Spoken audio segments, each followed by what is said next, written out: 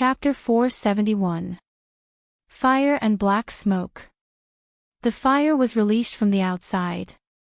It was obvious that the Empress Dowager wanted to kill Si Wuyan directly, but what did he do to make the Empress Dowager give up on killing him and start a fire from the outside?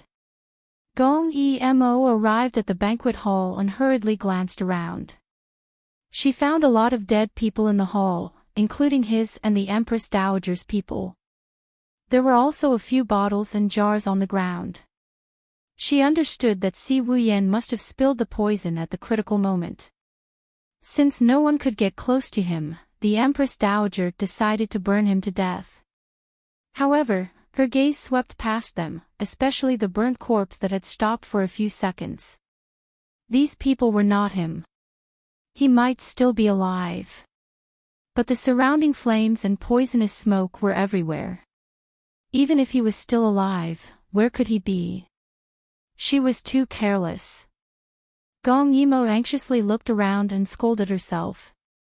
Her previous plots had gone too smoothly, so she did not expect the Empress Dowager to have such a trick up her sleeve. This was really a Hongmen banquet. Her eyes were filled with fire. She was in a daze for a moment. It was too similar. In her previous life, she broke into the Yuqi Imperial Palace and set fire everywhere. He was waiting for her in the Hidden Dragon Palace. Was he waiting for her as well? Based on her memory, she found the Empress Dowager's bedroom. This was the place where Si Wuyan committed suicide in her previous life. The floor was covered with pearls, agate, and jade, but he was not there. He was not here either. Gong Emo rushed to the courtyard again. Her clothes were burned, and she cut them off with her backhand. Looking around, the entire courtyard was covered in black smoke. It was broad daylight, but she felt like she was in hell. The sky was dark red and there was no light. She could not tell the direction. The later she found Si Wuyan, the more likely he was to die. Gong Emo was burning with anxiety. Just as she was about to rush into the opposite fire building, she suddenly saw a large water tank in the corner. Unknowingly, she walked over. There were flames all around her. She could walk in them, but Si Wuyan could not. If he was really in the water, this water tank was very big, and there was moss at the bottom of the tank. Obviously, it had not been moved for a long time. Gong Emo walked closer step by step. She was a little nervous. If Si Wuyan wasn't here, she really didn't know where to find him alive. Finally, she saw layers of scattered black hair floating on the water. Si Wuyan. She quickly reached out and wanted to pull him out, but when he heard the sound, he moved first. He slowly raised his head and gradually emerged from the water. First, it was his hair, then his pale neck, and his black and red robes. That pair of beautiful and narrow eyes were usually magnificent and charming, but now they were a little empty. He stared at Gong Emo without blinking, as if he didn't know her. Water droplets kept rolling down his face, making him look like a newborn fairy in the water. Gong Emo finally heaved a sigh of relief. Great, she had found him. Because in the courtyard, although the disgust was strong, it was not enough to kill because it was spacious. However, the surrounding buildings were burning fiercely, and the situation was getting worse. Gong Emo could still stumble her way in just now, but it would be hard to say if the fire continued. Moreover, the weather was too dry. If the trees and flowers around them were burned, they wouldn't be able to escape even if they wanted to. She had to hurry. Gong Emo wanted to pull him out of the water and think of a way to escape. Aren't you curious? He suddenly asked. Gong Emo was in a hurry, so she didn't have the mood to care about what he was talking about. He continued to speak. Aren't you curious why I wasn't killed directly? Gong Emo was racking her brains to think of a way to escape. It was not practical to fly out with a person, but it was also very dangerous to go out through a completely burning building. She had just rushed here and was very careful. Her clothes were also burned. So what should she do? Seeing that Gong Yimo didn't answer him, Si Wuyen was a bit dissatisfied. You still haven't answered me. Gong Yimo turned around and was a bit impatient. But because he stood up, she found that the water in the vat was bright red. He was injured. She turned Si Wuyen around and found that there was a deep wound on his back. If he hadn't applied medicine in time, it would have been more serious. But he had nowhere to hide, so he hid in the water vat. The medicine dissolved in the water and the wound started to bleed again. Gong Yimo made a prompt decision. She tore off her inner skirt and sprinkled the medicine on it before tying it around his waist. Everything could wait until they got out.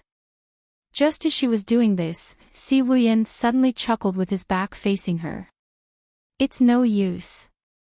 There's poison on the knife. My medicine can only suppress the poison temporarily.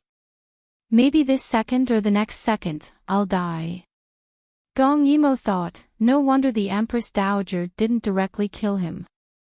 So she thought that he would definitely die after being poisoned. As if reading her thoughts, Si Wuyen continued, why wouldn't she want to kill me?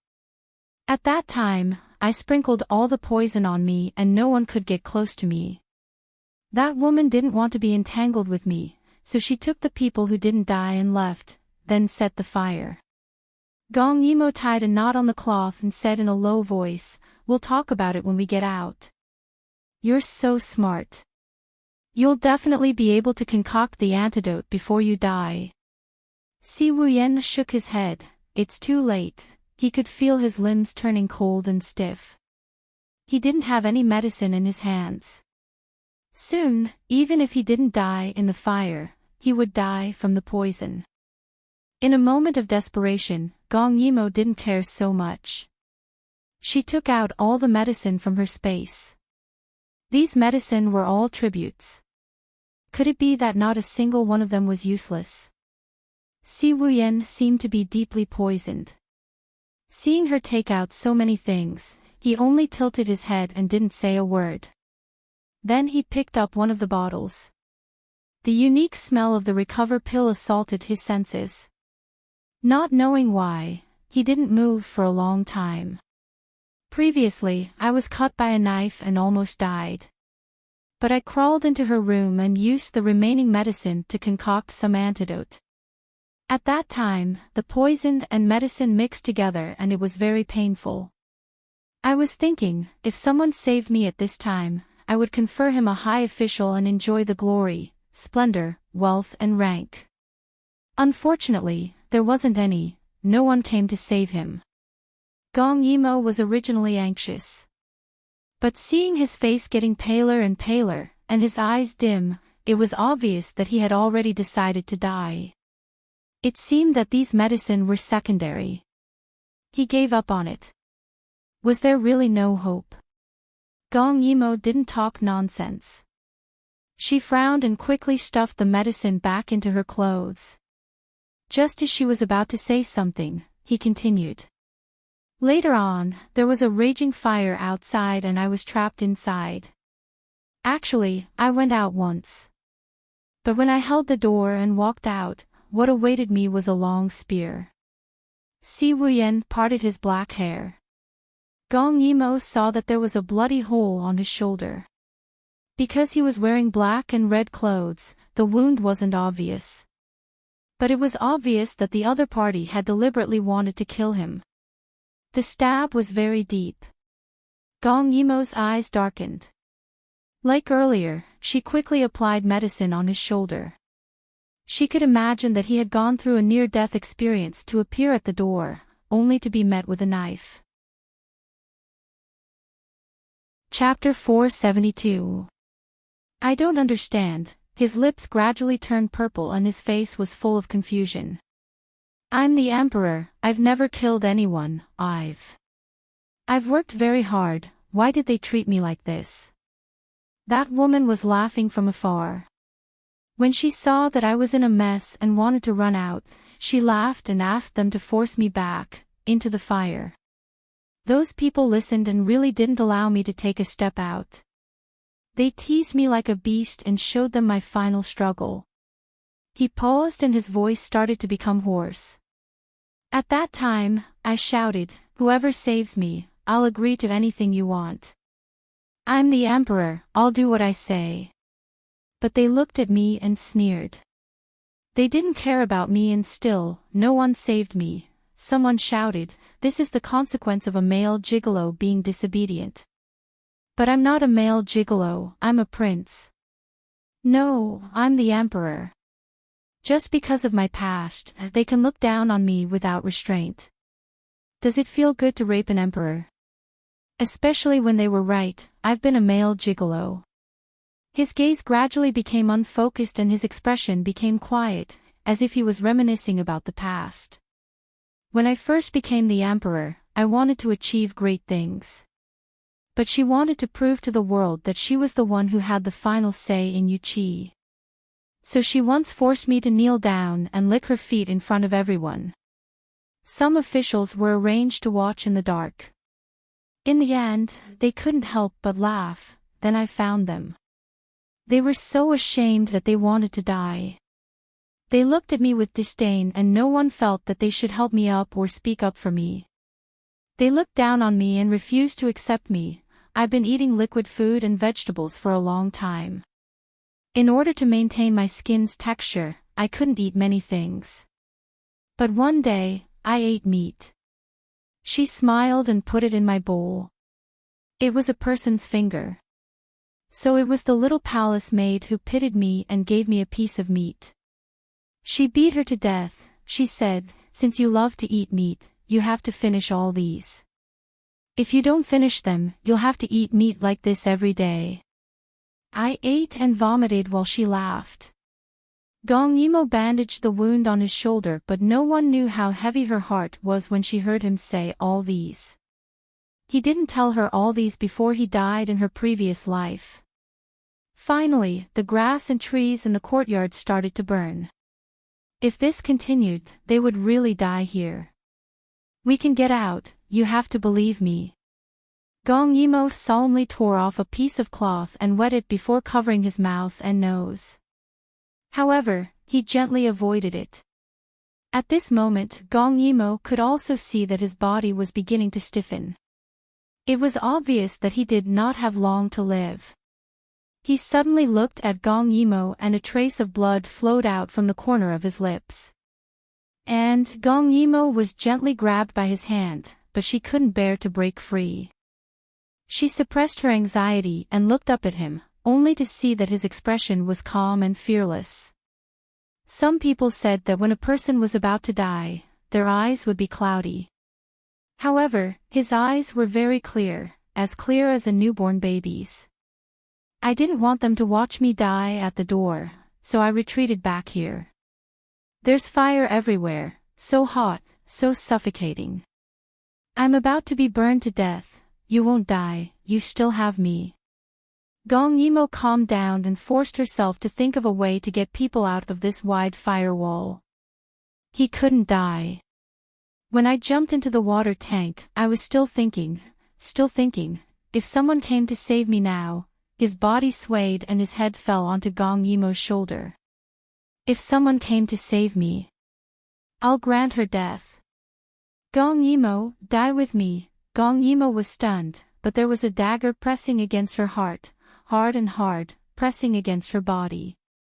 It was clearly a very overbearing thing, but why did she only feel bitter at this moment? Because he was already in despair and was about to die. No one could save him, so he hated anyone who came late to save him. If one wanted to save a person but couldn't appear in time and didn't save the soul, would that count as saving? The road to the underworld is too cold, so cold. Can you walk with me? He whispered in her ear. His voice was inaudible, but the dagger in his hand was slowly moving in. As long as he stabbed it, he would be able to kill Gong Yimo. Gong Yimo didn't move. She felt a sharp pain in her chest and also felt that he was hesitating. At this moment, she didn't say a word and didn't move, as if she was at his mercy.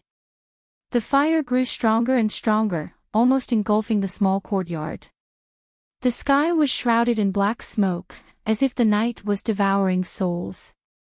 Beside him was a blazing fire, as if karmic fire was burning him. And the person beside him was the only one who came to save him in hell. Even if she came late, even if he was about to die, so what? She came to save him. The dagger fell into the water tank. One of them stood outside while the other stood inside the tank, gently leaning against each other. Separated by the boundary of fire and water, it was as if life and death were competing. I still can't kill you. He smiled. Just like 4 years ago, you had the talent to look down on the world. You made me afraid, but you didn't have the ambition to dominate the world. Si Wuyan seemed to have regained some energy. He said to Gong Yimo, you should go. This fire will hurt you, but it won't kill you. If you bring me along, you'll definitely die. He looked at the tragic scene in front of him and suddenly smiled. I'm satisfied that you can see me before you die. Gong Yimo suddenly took out the medicine from her chest again. You said that if someone comes to save you for the 3rd time, you'll drag him down with you. But now, you won't kill me. Do you want to change the ending? What? He looked up. Blood was flowing out from the corner of his mouth, but his eyes were still clear. Gong Yimo tiptoed and smiled at him. If someone comes to save you again, you'll have to serve that person as your master. Si Wuyan was stunned. So, your life is mine. Now, I order you to prolong your life. At least let me bring you out of here alive. The air was filled with a burnt smell, but the fragrance on her body was very sweet. It made Si Wuyan feel like a pool of stagnant water that was suddenly injected with a little vitality.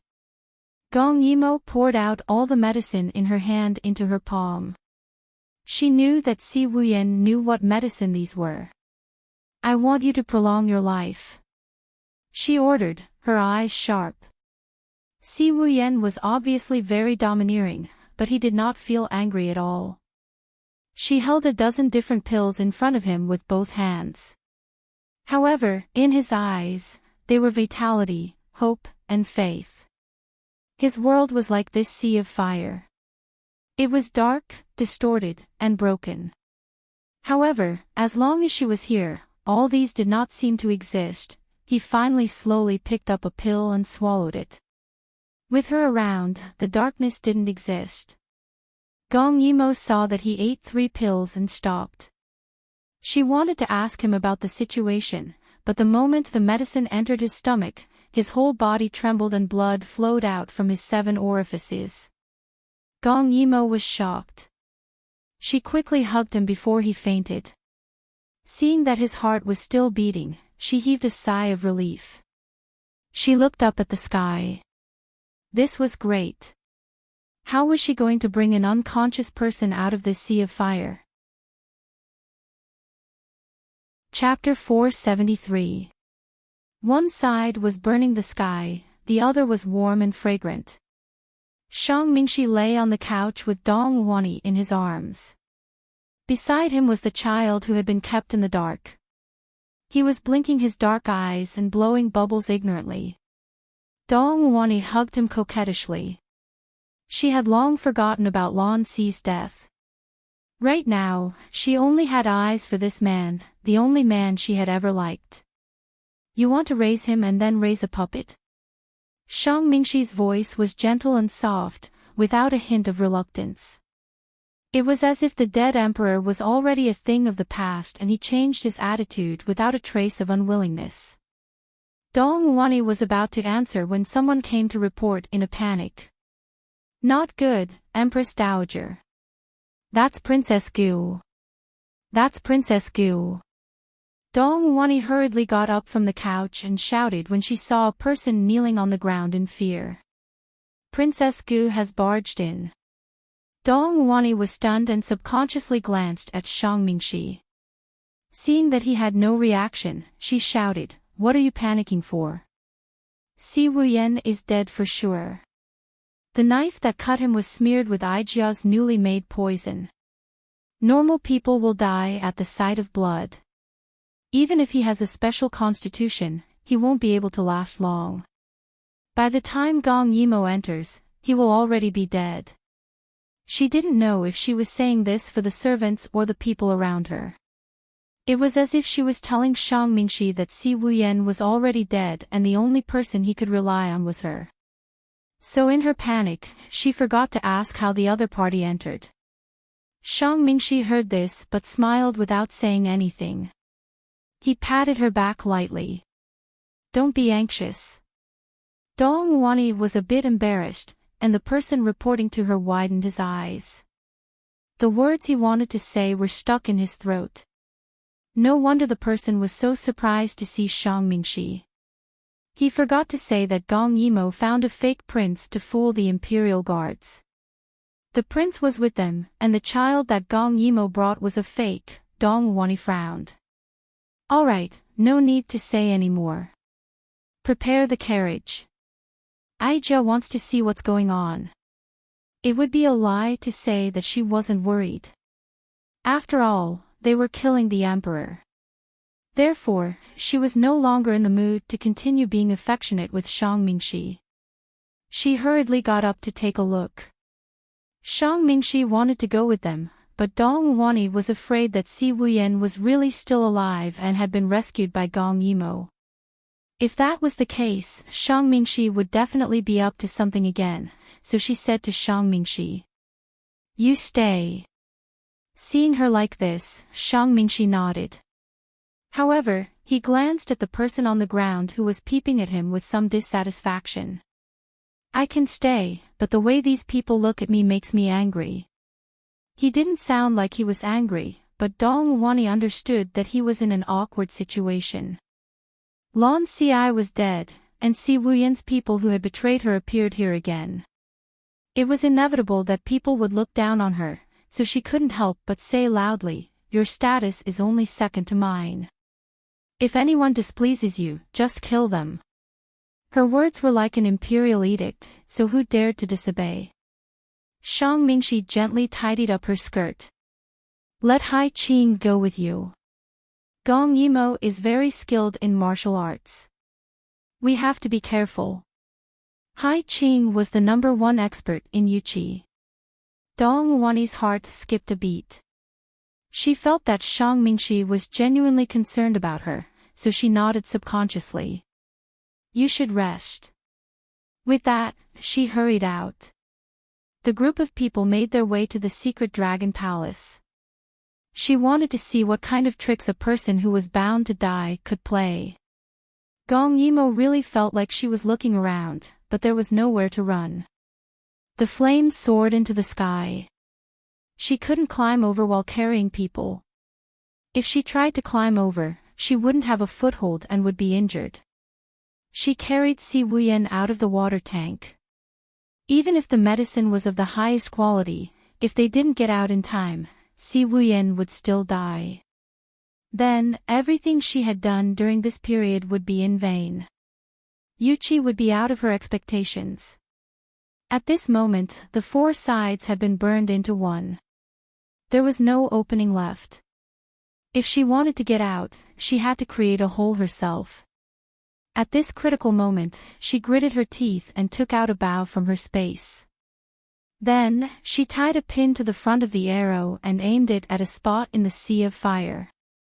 Whether she succeeded or died, it all depended on this move. With a loud bang, sparks exploded. The Imperial Guard stationed outside looked up and saw the palace behind them exploding into countless sparks that covered the sky.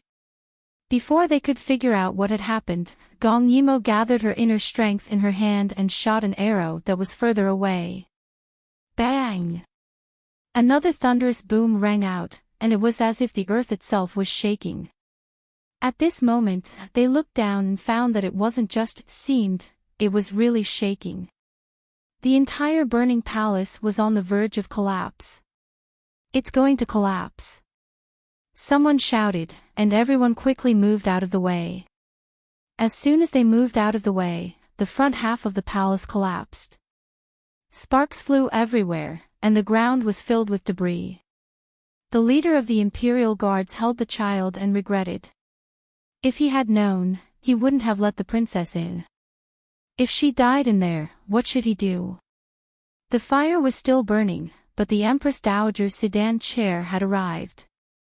She quickly asked when she arrived. What's going on? What was that sound? When the leader of the Imperial Guards heard that the Empress Dowager had arrived, he was afraid that she would punish him, so he quickly went forward to claim credit. Empress Dowager, the sound just now was because the palace collapsed. The princess. I'm afraid she died in there. But it's okay. The little prince is still here. He's not injured. The prince? Dongwani was puzzled. The leader thought, could it be that the person who sent the message was too anxious and forgot to mention it? Therefore, he quickly handed the child in his arms over and said with a fawning expression. The prince is here. Dongwani was stunned and then sneered. She didn't expect Gong Emo to be prepared for this. She even found a child to pretend to be a prince. It was only natural that these people would be deceived, allowing Gong Emo to enter without much effort. At this moment, she didn't have the time to scold this person for having a pig brain. She just looked up and stared at the burning palace. The front and middle halls had collapsed, but the back halls weren't. They were still burning like firewalls, and the heat distorted the air. She couldn't see what was happening inside, but she felt that Gong Yimo must be dead. It was good that she was dead. She was the one who asked for it. What could the Dayu state say?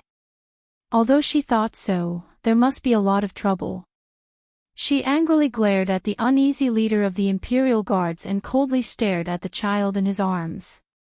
Empress Dowager, if it wasn't to ensure the little prince's safety, I definitely wouldn't have let anyone in. Please forgive me. He still wanted to defend himself. Dongwani was so angry that she laughed. Since you're so loyal, go to hell. Before that person could understand what she meant, his head was chopped off. Hai Qing quickly caught the child in her arms and ignored the leader who had rolled to the side. The child was splashed with blood and cried loudly. It was very annoying. This idiot is holding a bastard's child as a treasure. Why aren't you killing him? It's annoying just looking at him. Yes. Hai Qing obeyed and was about to kill the child in her arms when she heard a weak female voice from afar. Empress Dowager, aren't you afraid of retribution for killing innocent people? Chapter 474. Hearing this voice, everyone felt as if they had seen a ghost. Could it be that the princess was still alive? This was impossible. She was not dead. The Empress Dowager and the others could not be bothered with a child. They quickly looked towards the source of the voice, only to see a raging fire. There was no one there. Was that voice just now an illusion? Although the palace had collapsed, there was still a bonfire as tall as a person paving the way.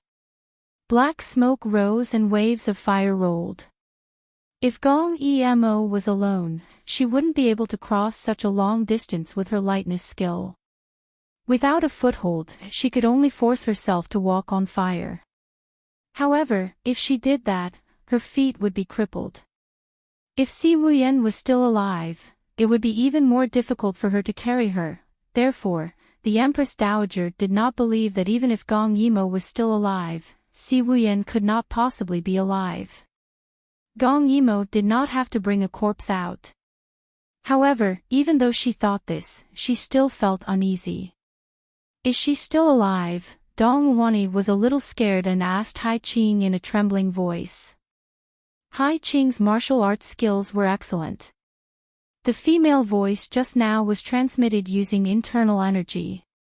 It was so real that he was not sure if Gong Yimo was still alive. However, he soon found out. Because they saw a figure stepping on the fire. Si Wuyen had already fainted. The medicine that Gong Yimo took out was too strong and the medicine was not suitable for the illness. Although it had a suppressive effect, his weak body could not withstand the impact of the two medicines. His signs of life were slowly disappearing. The raging fire burned. He could clearly feel the burning pain on his skin and flesh.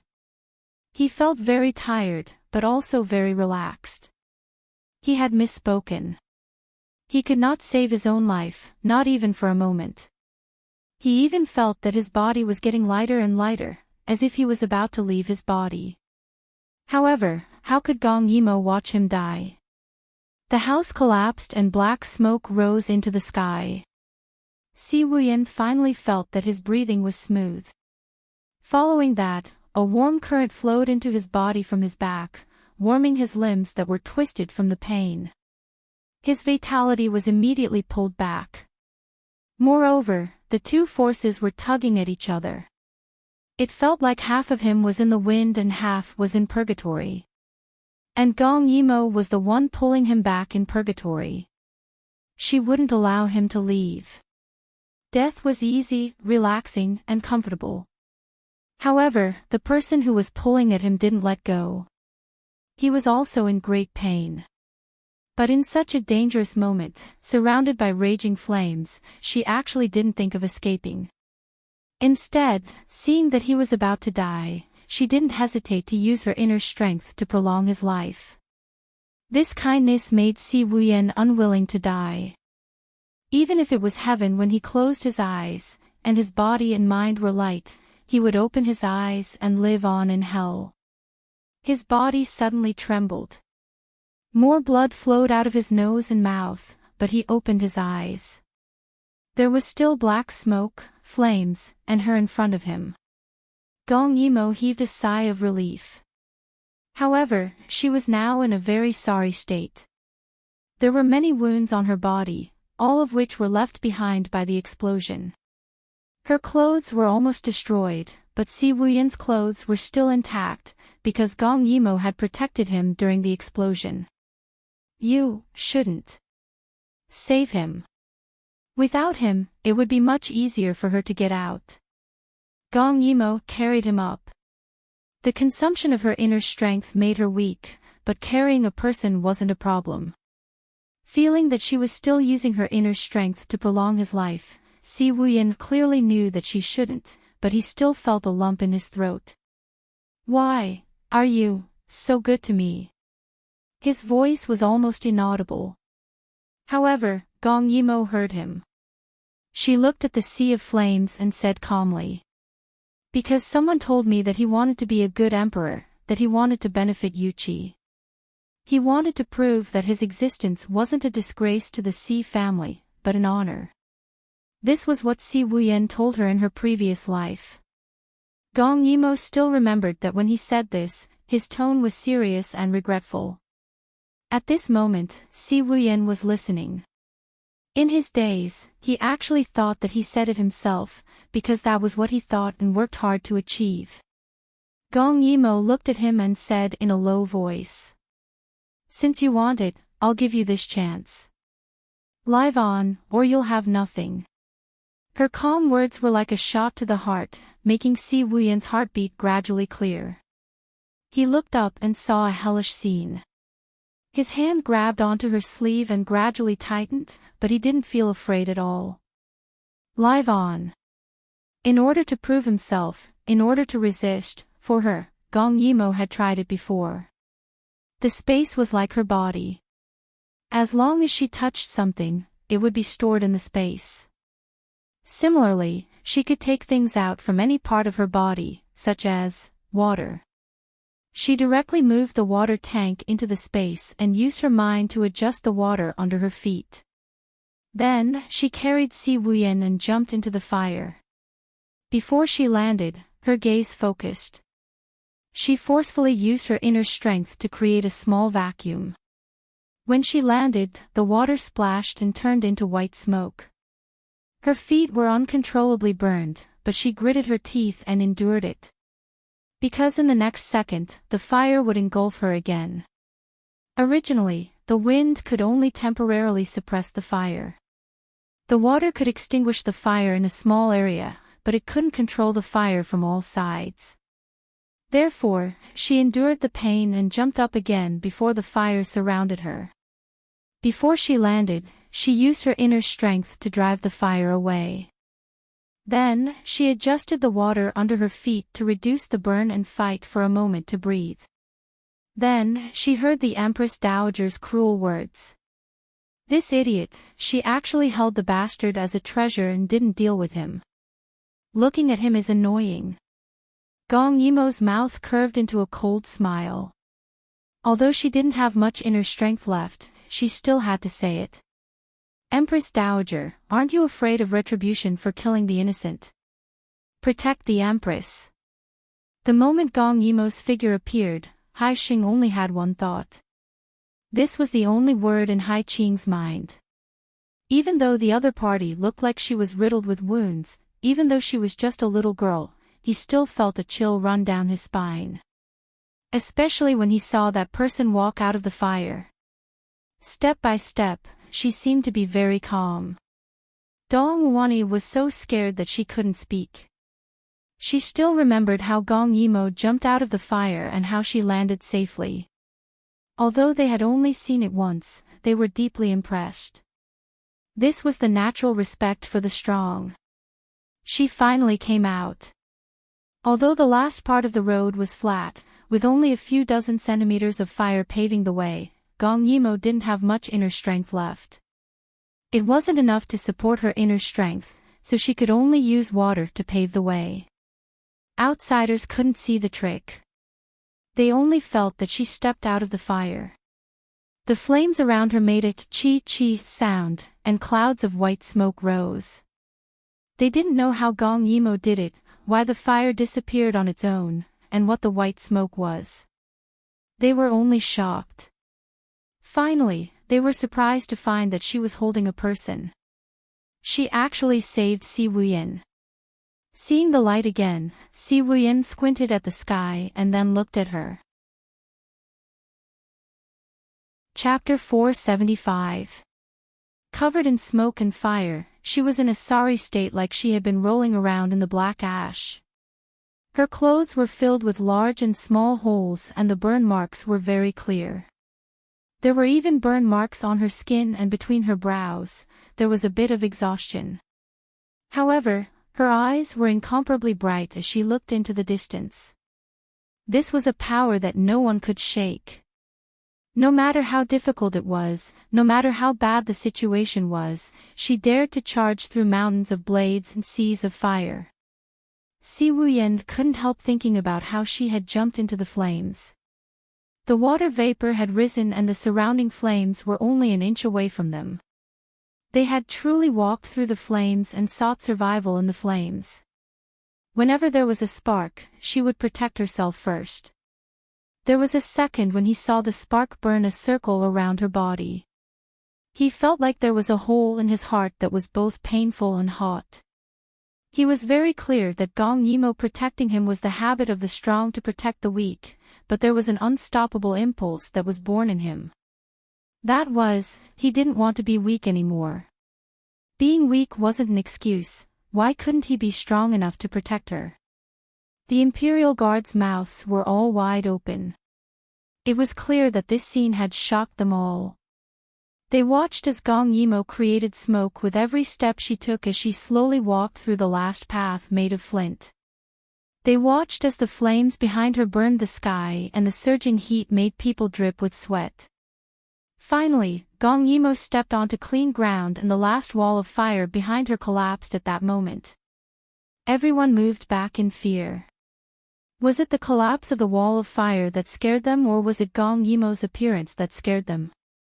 Was it because she was too frightening that every movement around her could cause them to become frightened birds? Gong Yimou bent down and placed Si Wuyan on the ground.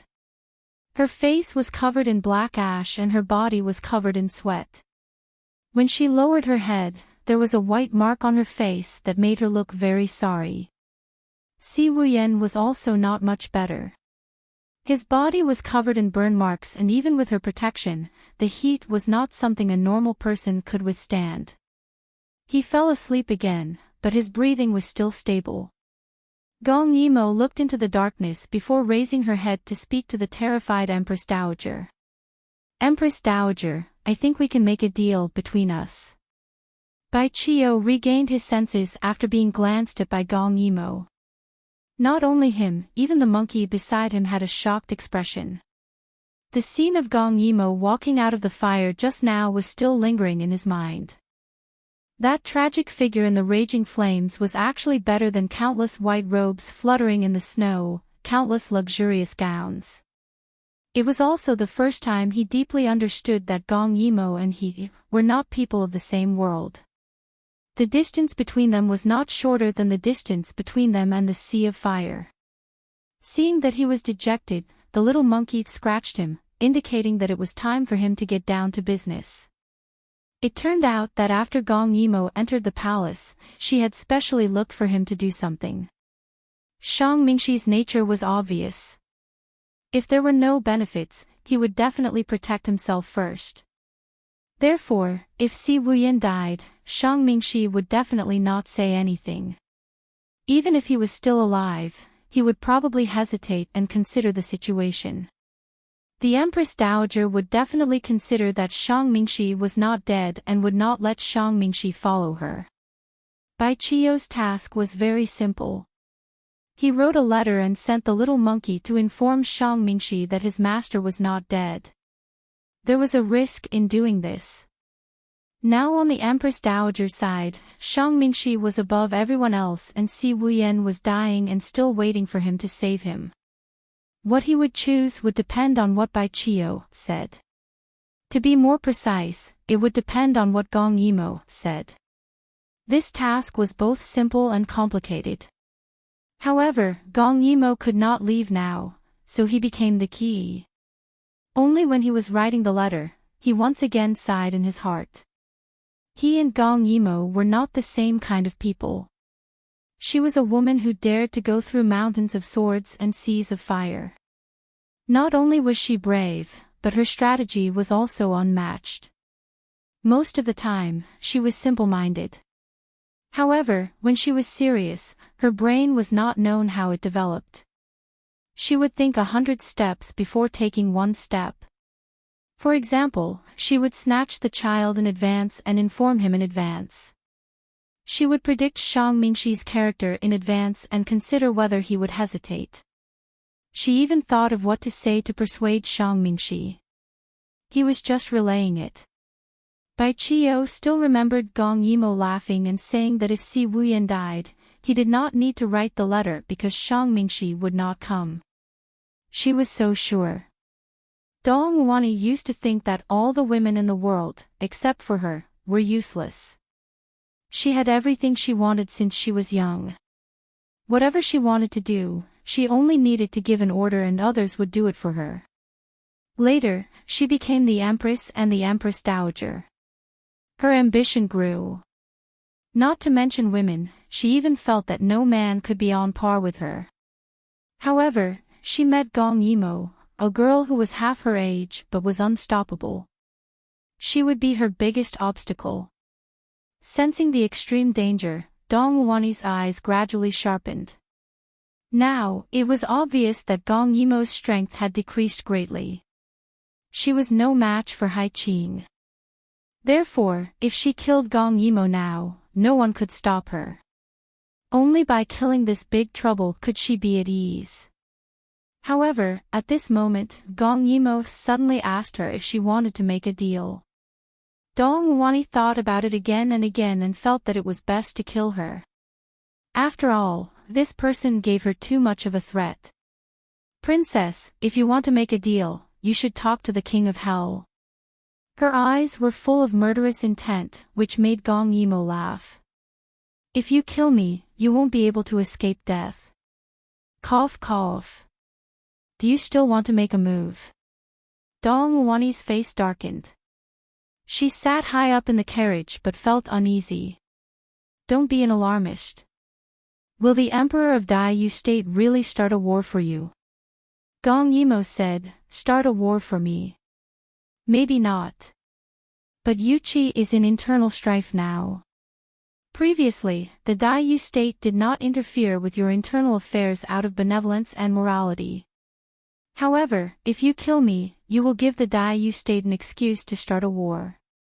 The consequences will be unpredictable. After all, human nature is greedy. Dongwani had never felt so troubled and aggrieved. So you came to Yuchi to help my enemy, but I can't do anything to you. Gong Yimo smiled, revealing her white teeth on her disheveled face. Theoretically, you're right. You. Yes, Gong Yimo was fearless. She came to Yuchi alone. So what if the world knew that she came to help Si Wuyan? A person's power was limited. If she killed her in the name of fear, others would only laugh at Yuchi for being paranoid, or that she did it on purpose. But no one knew Gong Yimo's ability. She could fight against 10,000 soldiers alone. Dongwani couldn't say anything. Ha! If that's the case, then tell me, what kind of deal do you want to make? Dongwani had been the Empress Dowager for a long time. She quickly suppressed her anger and calmly decided to listen to Gong Yimo first. Chapter 476. Seeing that she had relented, Gong Yimo relaxed her tense back and smiled calmly. The Empress Dowager must not like me, right? How about this? As long as the Empress Dowager allows Si Wuyan to leave Yuhua City alive, I will return to Daiyu State and no longer interfere with Yuchi's matters. How about that? Dongwani did not speak. Let Si Wuyan go. Although she was confident in her poison and believed that Si Wuyan would not survive, she was still hesitant about letting him go. She knew about Si Wuyan's talent. If he did not die this time and made a comeback, even with the child in her hands, she would not be able to hold her ground. If those who supported her saw that Si Wuyan was not dead, they would definitely not allow her to raise another puppet. They were worried that she would become too powerful and eventually lose control of the country. However, Gong Yimo's conditions were also very tempting. Without her orders, even if more than half of the people switched sides to Si Wuyan, what could they do? Now that Shang Mingxi had returned, he also had the military power in his hands. In this way, Si Wuyan had less than 50,000 soldiers, while she had 250,000. It was not enough to be a threat. However, if Shang Mingxi knew that Si Wuyan was not dead, would he switch sides again? Dongwani was deeply conflicted and was in a difficult position. On the other side, Shang Mingxi looked at the mischievous monkey in front of him and held the note with a smile. On the note was a sentence. His Majesty has been rescued. The situation is critical. Please come and save him. However, he did not move. It had to be said that Gong Yimo had guessed correctly. Shang Mingxi was starting to have his own considerations. He knew very well that with the Empress Dowager's temperament, even if His Majesty was rescued, he would still be in a state of uncertainty. Moreover, Gong Yimo herself had said that the situation was critical. It was not wise for him to get involved in this mess. If the Emperor was not going to make it, he could still do well with the Empress Dowager. However, if he appeared now, it was uncertain whether the Emperor would survive or not. He would definitely be standing on the opposite side of the Empress Dowager. If it was in the past, he would not hesitate. However, His Majesty now had a child. Shang Mingxi looked at the crying child not far away and a trace of gentleness flashed across his eyes. As long as he had a child, even if he was by the Empress Dowager's side, he could make the child look like what he wanted. As long as he was willing, this child would be 1,000 times more perfect than his father. Moreover, there would be no stain. When he grew up and the Empress Dowager was old, he could inherit the throne without making a big fuss. Everything was logical. Why should he give up what was near and seek what was far away?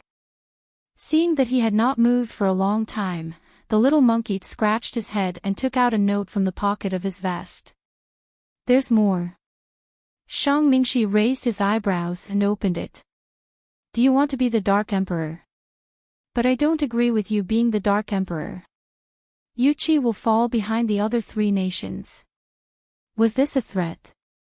Shang Mingxi didn't have to guess to know that this was Gong Yimo's tone. If His Majesty died, the Empress Dowager would support a puppet dictatorship. But the Empress Dowager didn't like to deal with political affairs, so these things would eventually fall into his hands. The title of Dark King was not wrong. But why didn't they agree with him? What he wanted to do would only be better than what His Majesty was doing now. The little monkey was baffled by his stare and took out another piece of paper. There were only 4 words on it: bad character. Shang Mingxi couldn't help laughing when he saw this.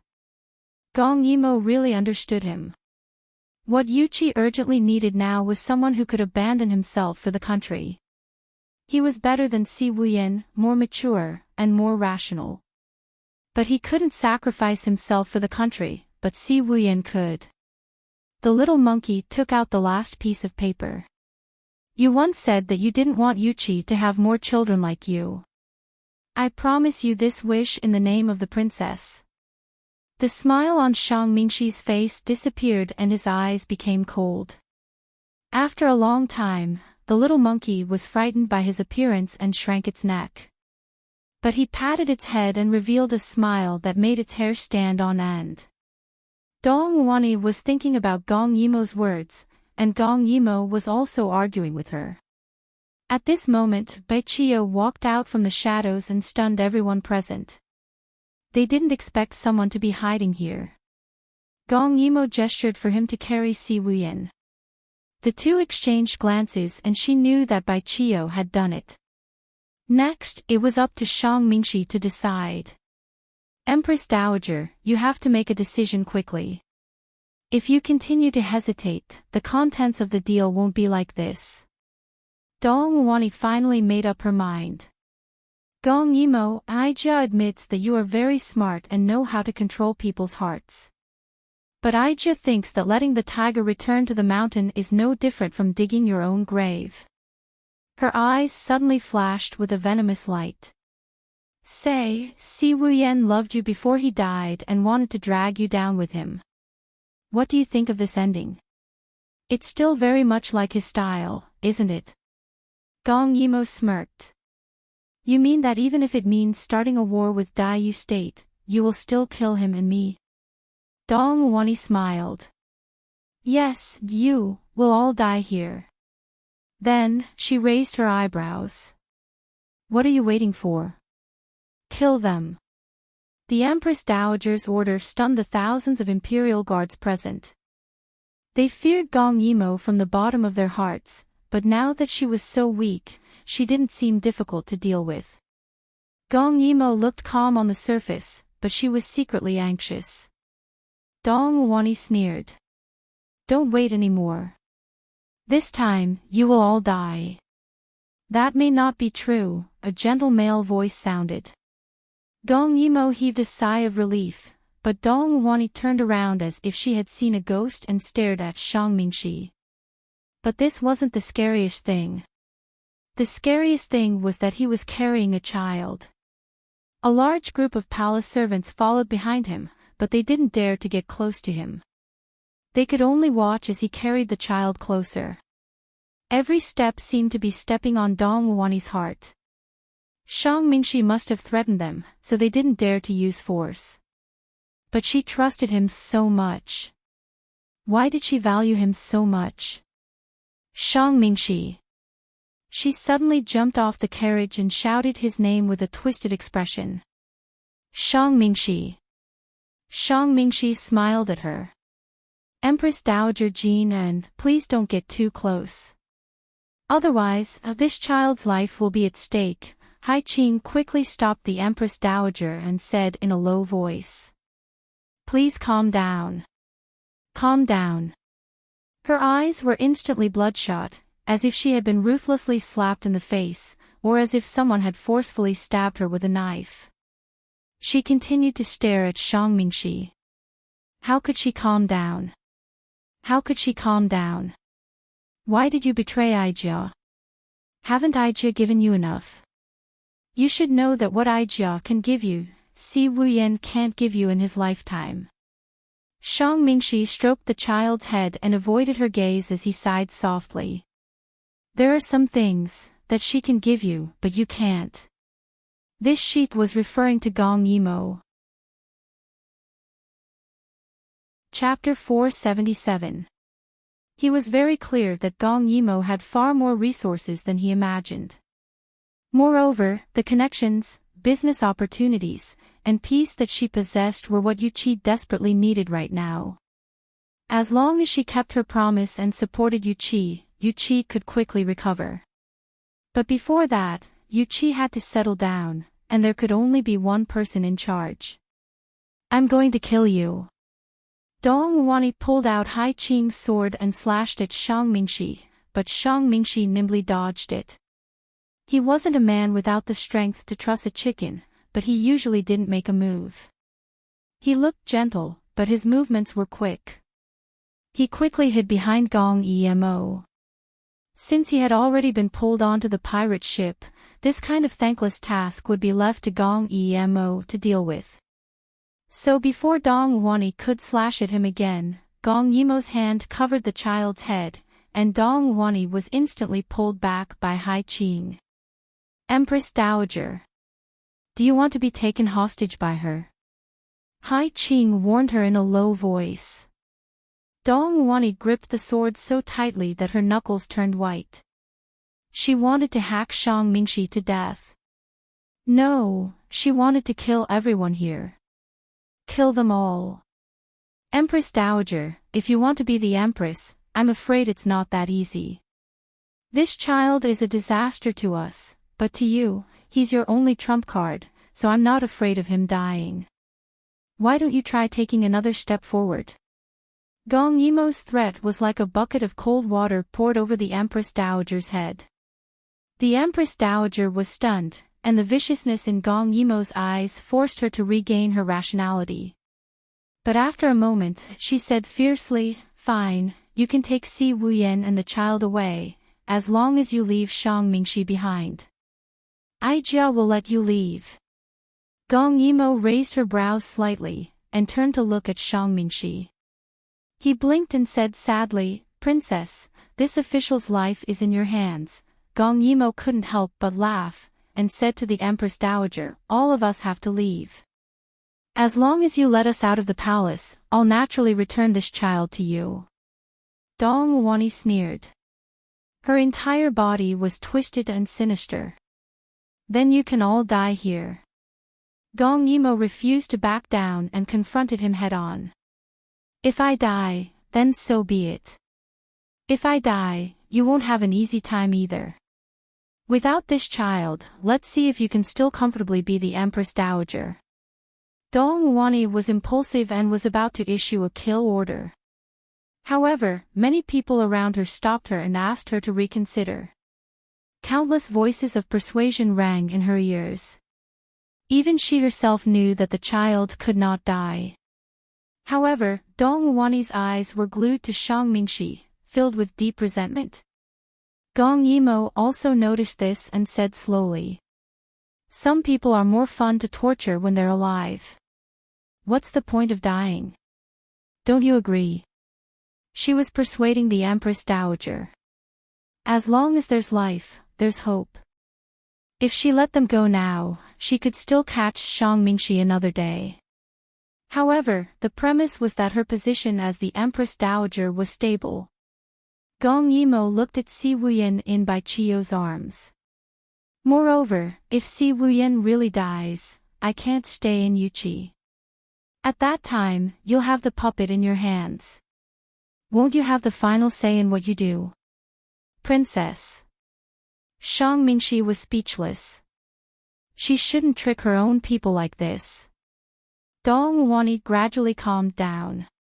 She didn't believe that other than that reclusive divine doctor, who could save Si Wuyan. She wanted to let Shang Mingxi know how ridiculous his decision was. Her reddened eyes finally moved from Shang Mingxi to Gong Yimo. She asked in a low voice, gritting her teeth. As long as you leave the palace, you'll hand over the child. Si Wuyen must die, but this child must not die. Gong Yimo looked at her seriously. I don't have any other virtues, but I'm famous for doing what I say. Good.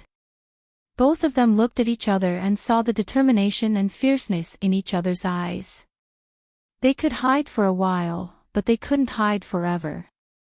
She wanted to see where they could escape to after handing over the child. Leave. She felt hateful when she saw them. Gong Yimo smiled and really left. However, when she moved, her body staggered. Shang Mingxi couldn't help but look at her feet. He found that her feet were severely burned. It wasn't hard to imagine what had happened before. Can you still walk? Bai Chio asked with concern. I'm fine. Gong Yimo took a deep breath. Let's go. As they spoke, they retreated and walked out of the palace. The little monkey quickly ran over and jumped onto Gong Yimo's shoulder. Shang Mingxi looked at this group of people. Some were unconscious, some were seriously injured, and there was even a strange monkey. They were completely a motley crew. He wondered if he had made a wrong decision. On the way out of the palace, the imperial guards on both sides were on standby. They stared at them covetously, but they didn't make a move. Gong Yimo asked Shang Mingxi in a low voice. How many people do you have?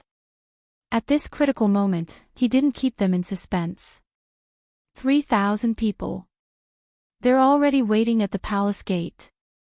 But... He wanted to say something but stopped. 3,000 people were too few. If the Empress Dowager ordered all the imperial guards to move, they could only run for their lives.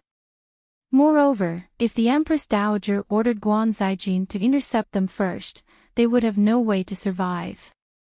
Therefore, the child in their hands was the key. Don't worry. I'm 50% sure that Guan Zijin will let the child go. Gong Yimo said very seriously as she held the child. Shang Mingxi believed her words. When he thought about it, he felt that it was inconceivable. After they left the palace, Hai Qing questioned them from behind. Hand over the prince. Gong Yimo said. First, hand over the child that I brought into the palace. Hai Qing was stunned. He didn't expect her to still remember this. However, one child was not enough, so he handed it over to Gong Yimo. Gong Yimo handed it over to Shang Mingxi's men. Seeing him send the child away, they heaved a sigh of relief. Are you going to hand over the prince now? Hai Qing pressed on. Gong Yimo laughed shamelessly. I'll definitely hand him over. However, I won't hand him over to you. I'll hand him over to Guan Zijin. He must be waiting for me at the city gate, right? Hai Qing was furious. You dare to lie to me? Gong Yimo looked up at the palace gate. I said that I'll return him to you after we leave the palace. As long as I'm still in Yuhua City, doesn't that count as leaving the palace? I advise you not to come forward. Otherwise, I'll strangle him to death right now. Gong Yimo was holding the child. Although she was smiling, her hand was still on the child's neck. Hai Qing was a little hesitant. Moreover, Shang Mingxi's men were surrounding them, so he couldn't do anything. Forget it, there was still Guan Zijin. The Empress Dowager was also gathering her men. They wouldn't be able to leave Yuhua City. Seeing that Hai Qing was no longer bothering them, Gong Yimo and the others quickly got on their horses and led the 3,000 people out of the city. Once the Empress Dowager caught up, they would definitely be overwhelmed in numbers. That was no joke. However, there was still one more obstacle to pass through the city gate. Chapter 478. Gong Yimo sat on the horse, looking disheveled. Guan Zijin found it strange. He hadn't seen her for a few hours, but she looked seriously injured. Uncle Guan, does our agreement still stand? Si Wuyan isn't dead. You promised to let us go. Guan Zaijin looked at her and then behind her. The Empress Dowager is gathering her men and will be here soon. There are only 3,000 of you. You can't run away even if you want to. How do you know if you don't try? Gong Yimo held the child in her hands. As long as you open the city gates and let us go, I'll give you this child with both hands. Guan Zaijin wanted to go back on his words. I can't go against her wishes. And I believe that you won't kill this child. He saw that the child was sleeping soundly. It was clear that Gong Yimo didn't have any murderous intent towards him. Those people were too worried and didn't notice. Gong Yimo rolled her eyes. She knew that this man was difficult to deal with, but she wouldn't admit defeat so easily. Do you know why the Empress Dowager was so angry? Isn't it because you saved His Majesty? No. Gong Yimo's dark little face revealed a smirk. She pointed at Shang Mingxi.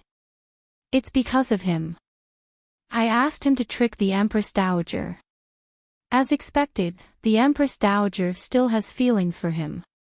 She killed Lan Ci and accepted him again. Otherwise, how do you think I managed to steal this child under heavy guard? Gong Yimo's words made Guan Zaijin's face darken. He glanced at Shang Mingxi with murderous intent in his eyes. He knew Shang Mingxi. He didn't expect that after 4 years, the Empress Dowager still hadn't forgotten him. Shang Mingxi smiled bitterly. He was really being used by Gong Yimo. Gong Yimo heard the commotion behind her and was a bit anxious. There's no time. I'll give you one more chance. The agreement this morning still stands. Let us go. If the Empress Dowager asks you, say it's for the safety of the prince. Otherwise, when Shang Mingxi returns to the Empress Dowager's side, she won't even look at you. As she spoke, she raised the child with both hands. If you agree, come and take him. Princess. Shang Mingxi didn't believe this old fellow and was afraid that he would go back on his word. However, Guan Zaijin made a decision in an instant. He actually walked towards Gong Yimo. Originally, the Empress Dowager's order was to kill them rather than let them go. However, as a member of the Yuqi family, it was reasonable for him to protect the bloodline of the Si family, wasn't it? Gong Yimo gave the child to him without hesitation. Even caged man Jean himself was a little hesitant when he held the child. Princess, do you mean what you say? He was talking about the agreement between the two of them. Gong Yimo looked at his struggling face and reassured him, don't worry, I'll do what I say. Hearing her reply, Guan Zaijin looked at her sitting on the back of the horse. Even though she was in a sorry state, she was still in high spirits. In the end, Guan Zaijin could not overcome his selfish desires. Open the city gates. Gong Yimo's eyes lit up and she cupped her fists at him. Please take good care of this child. Goodbye. Guan Zaijin's expression was solemn as he said in a low voice, the Empress Dowager has 30,000 imperial guards and I have 20,000. If she knows that you've escaped, she will definitely send out all her troops. Take care of yourself. Gong Yimo nodded and rode away. She already had a suitable place in mind, Snow City. Snow City was Si Wuyan's power and was not far from Yuhua City. The entire army could reach it in a day if they rode fast. Moreover, Snow City's city walls were famous for being sturdy. To prevent attacks from the beasts in the day forest, the city walls were high and smooth, making it easy to defend and difficult to attack. Gong Yimo led the army and ran quickly. The Empress Dowager was not someone to be trifled with. She sent a few thousand cavalrymen to chase after them first. Gong Yimo led the army to fight and wasted a lot of time. However, she was always able to win despite being outnumbered. Every time, she would be able to slip away under the Empress Dowager's nose. The Empress Dowager was furious. Shang Mingxi's expression was indescribable. He realized that Gong Yimo had an amazing talent for military affairs. It was not an exaggeration to say that she could command troops like a god. Every time, she would almost subconsciously make a decision based on the terrain. Furthermore, every decision she made was correct. This made Shang Mingxi gasp in amazement. This kind of talent could not be innate, right? How did he know that Gong Yimo had been fighting for 10 years in her previous life? However, they could not go on like this. They had to kill their way to Snow City before the army caught up. Finally, after a sleepless night, they arrived at Snow City at noon the next day. The entire city was under martial law. Gong Yimo did not have time to rest. After she settled Si Wuyan down, she asked Bai Qiu to stay behind to take care of him. She took Shang Mingxi to the city gate to set up the defense. The Empress Dowager had 30,000 imperial guards. Jin Shou had 20,000 imperial guards. Normally, people would leave 20,000 imperial guards to guard their homes. However, if the Empress Dowager saw that they had escaped, she would definitely go crazy and send out all her troops. There were 5,000 imperial guards stationed in Snow City.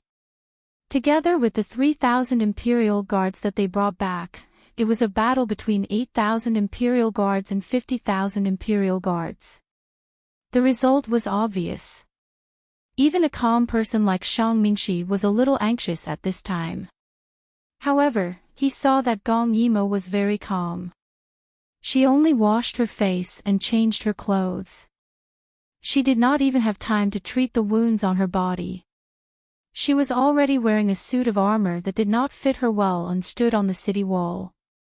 Seeing her was like seeing their backbone. Although they did not want to admit it, it was the truth. 8,000 imperial guards against 50,000 imperial guards. How do you want to fight this battle? It was noon. However, according to the Empress Dowager's speed, they would arrive soon. Perhaps in 2 hours, perhaps in 1 hour. I need your crossbows with the longest shooting range. I also need 10 of the most accurate archers.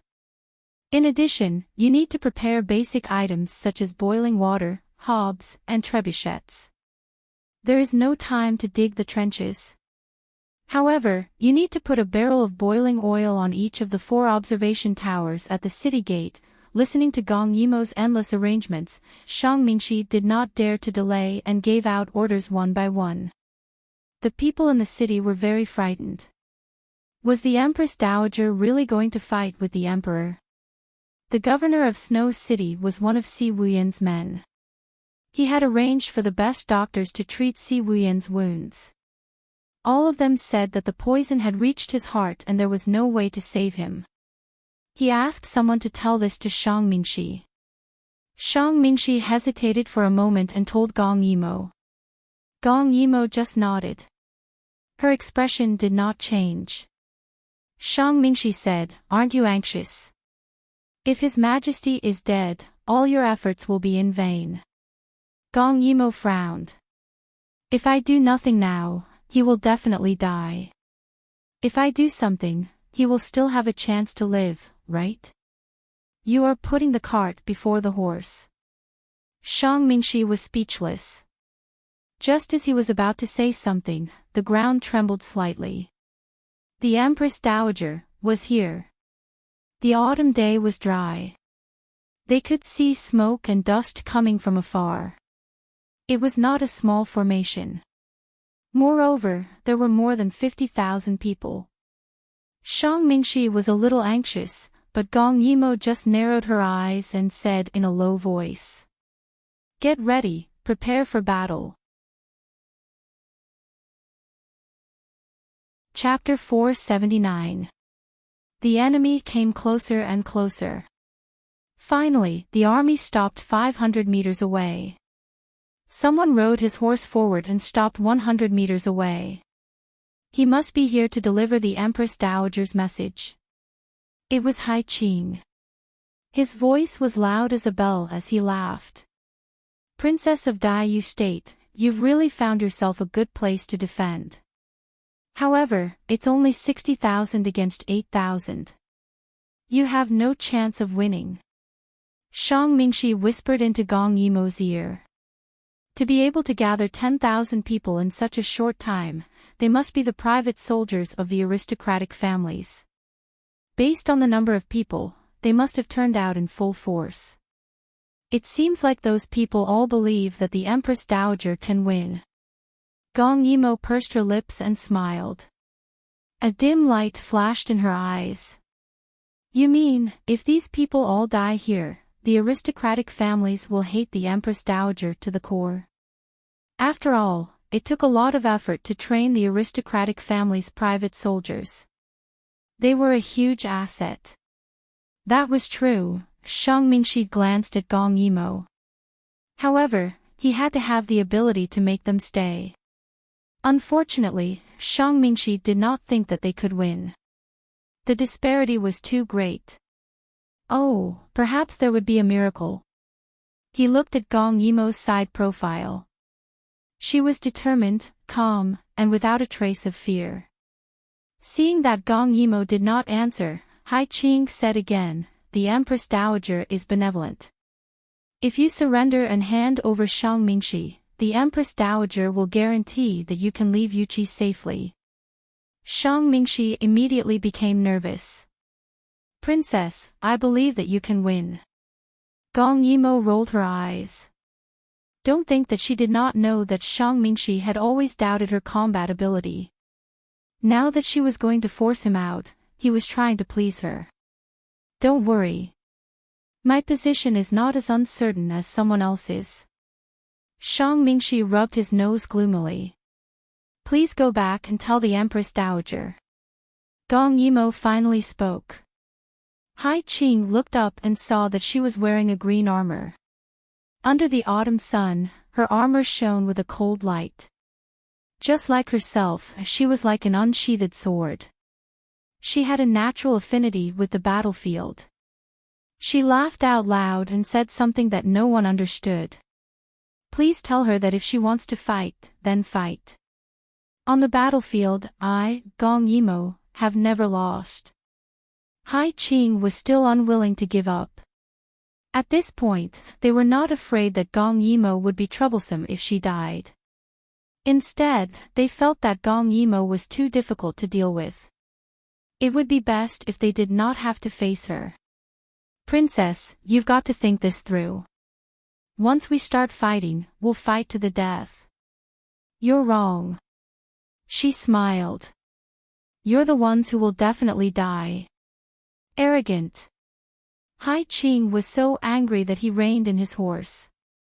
He didn't want to argue anymore. He turned around and went back. His movement was like a signal. The Empress Dowager waved her fan and said coldly, "Attack." When the Empress Dowager moved, Shang Mingxi was a little nervous. He clenched his fists and didn't know if he should trust a little girl. She was only 18 years old. How could she know how to fight? The speed of the army's advance was very fast. The flying dust covered the sky and covered the sun. The withered grass was trampled by them. The enemies who were full of fighting spirit all raised their heads, thinking that this was a one-sided battle without any suspense. Very soon. 400 meters. 300 meters. They did not hesitate to charge. Princess. They're coming. Shang Mingxi didn't know what her previous arrangements meant, but now he was really anxious. Wait a little longer. Gong Yimo stared at the enemy and accurately calculated their speed. Her expression was cold. 150 meters. Shoot! She ordered. The archers behind her shot at the two observation towers at the front, one on the left and the other on the right. The arrows pierced deeply into the wooden barrels. They were aiming at the angles set by Gong Yimo. Then, oil leaked out and flowed down the long bamboo slips. The people who were charging at the front saw the oil flowing down on both sides and were a little confused. But in the next second, Gong Yimo had already raised a lit fire arrow and casually shot it. In an instant, the grass was set on fire. The fire was not big, but because it happened so suddenly, many people stopped and did not move forward. And those who had already rushed in found that the fire was deliberately controlled. There were gaps in the grass, so that the fire could not spread in the direction of Snow City. It seemed that the fire was just to keep some people away. A fire line about 10 meters wide was burning. Outside the fire line were the hesitant army, and inside the fire line were more than 3,000 enemies. They estimated that after the grass was burned and the fire was reduced, the reinforcements behind them would rush over. So they were not afraid and continued to charge forward after being stunned for a while. Gong Yimo smiled and said, "Open the city gates, garrison troops, attack. Kill these 3,000 people first." Shang Mingxi was a little speechless. Did the princess think that a shallow fire line could stop the army? Once the fire was reduced or the enemy endured the burns and charged over, they would be digging their own graves. "They won't be able to kill us," Gong Yimo looked at him impatiently. "You shouldn't have questioned my decision." When she said this, her voice suddenly became cold. At that moment, Shang Mingxi suddenly felt that she was a general. And a great general who had been on the battlefield for many years. That kind of majesty made him forget to question her. He braced himself and gave the order. But when the city gates were opened, the garrison troops did not charge out.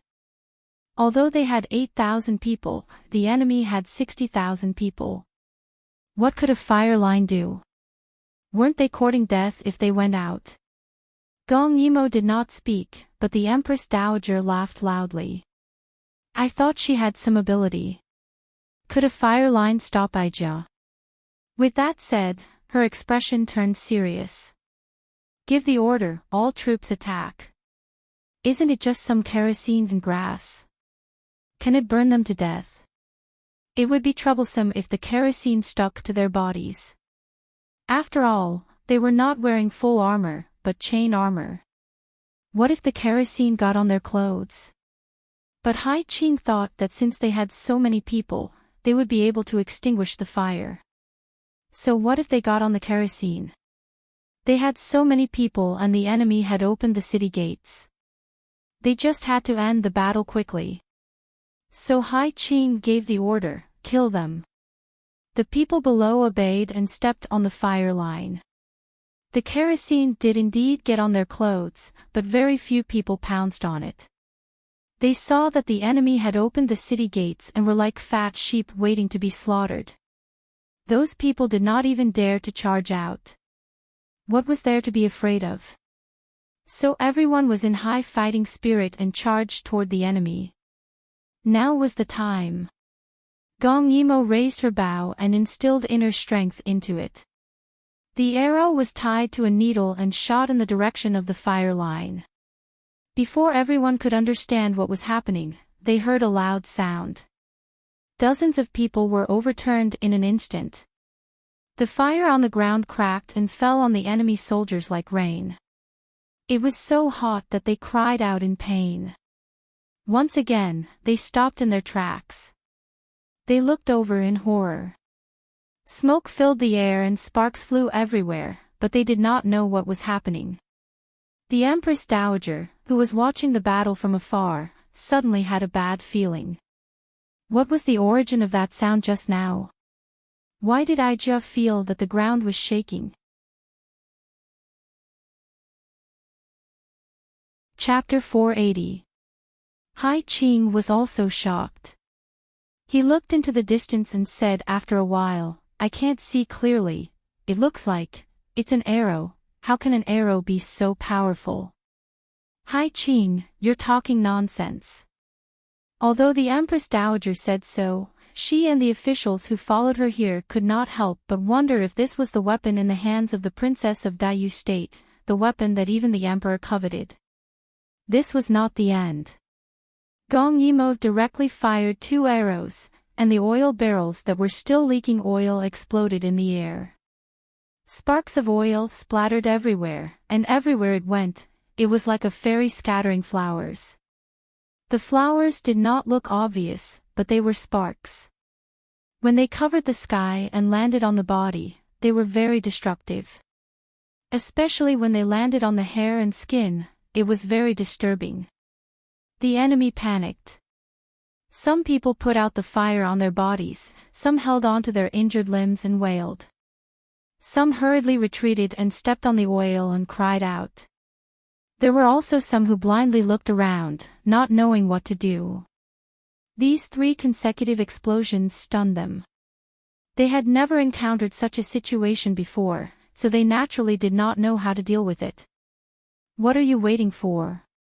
Kill them. Gong Yimou's dignified voice fell.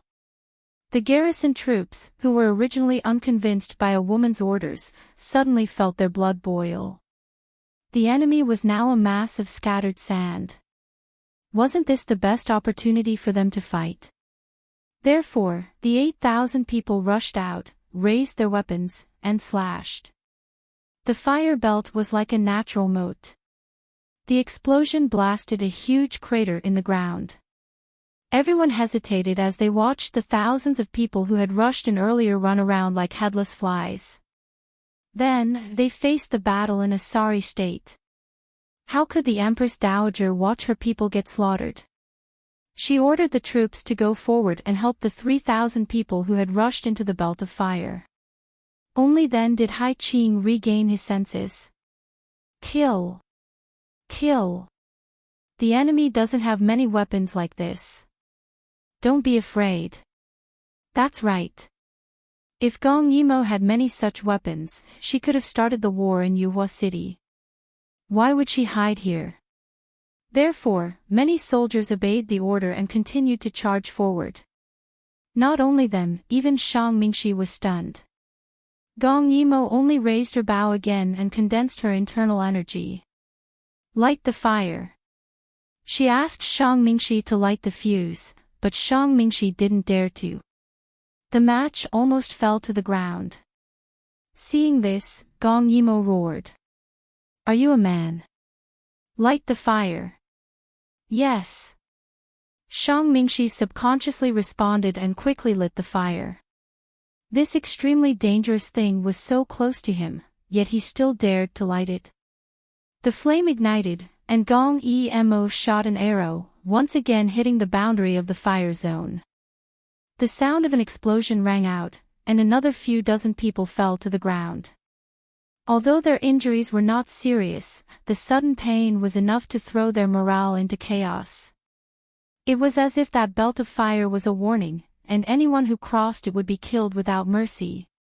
Many of them felt Gong Yimou's silent warning amidst the casualties of their comrades, and once again hesitated to move forward. Hai Qing was furious. Charge! She didn't have many of these weapons. Don't be afraid. But this time, no one listened to her. Perhaps she didn't have many of these weapons, but she shouldn't let them use their flesh and blood. The Empress Dowager also realized that something was wrong.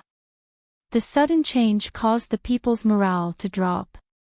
If they didn't think of a way to put out the fire, they might really lose the battle in the chaos. Now the belt of fire began to spread in the direction of the Empress Dowager. Over at the Snow City, because a belt of fire had been dug, the fire would not spread over there. The Empress Dowager saw that her subordinates kept retreating when they saw the fire coming, so she quickly ordered people to dig a belt of fire to prevent the fire from spreading. This was the bad thing about autumn. Snow City was full of grasslands, and once the grass withered, it would be easy to burn, which was really annoying. There were continuous sounds of fighting over there. Gong Yimou ordered the archers to assist, but she nervously stared at the enemy.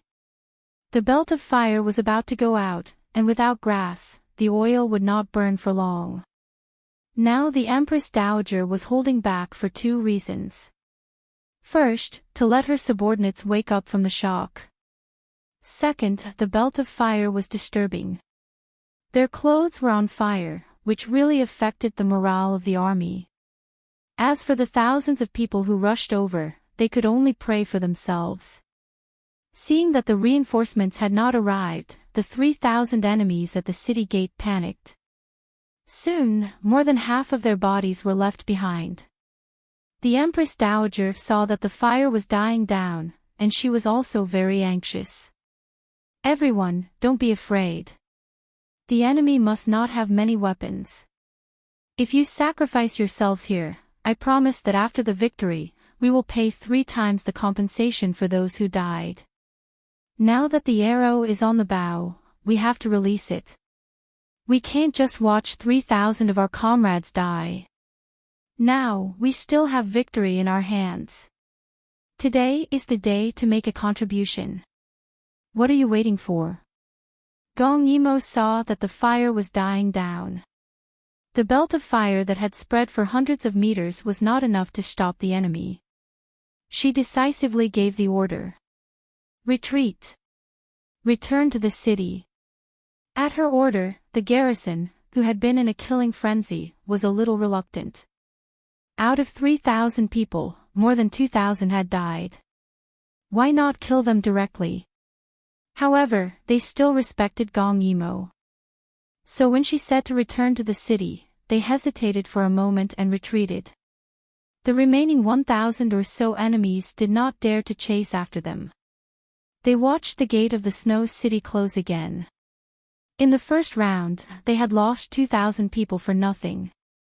Shang Mingxi was a little excited.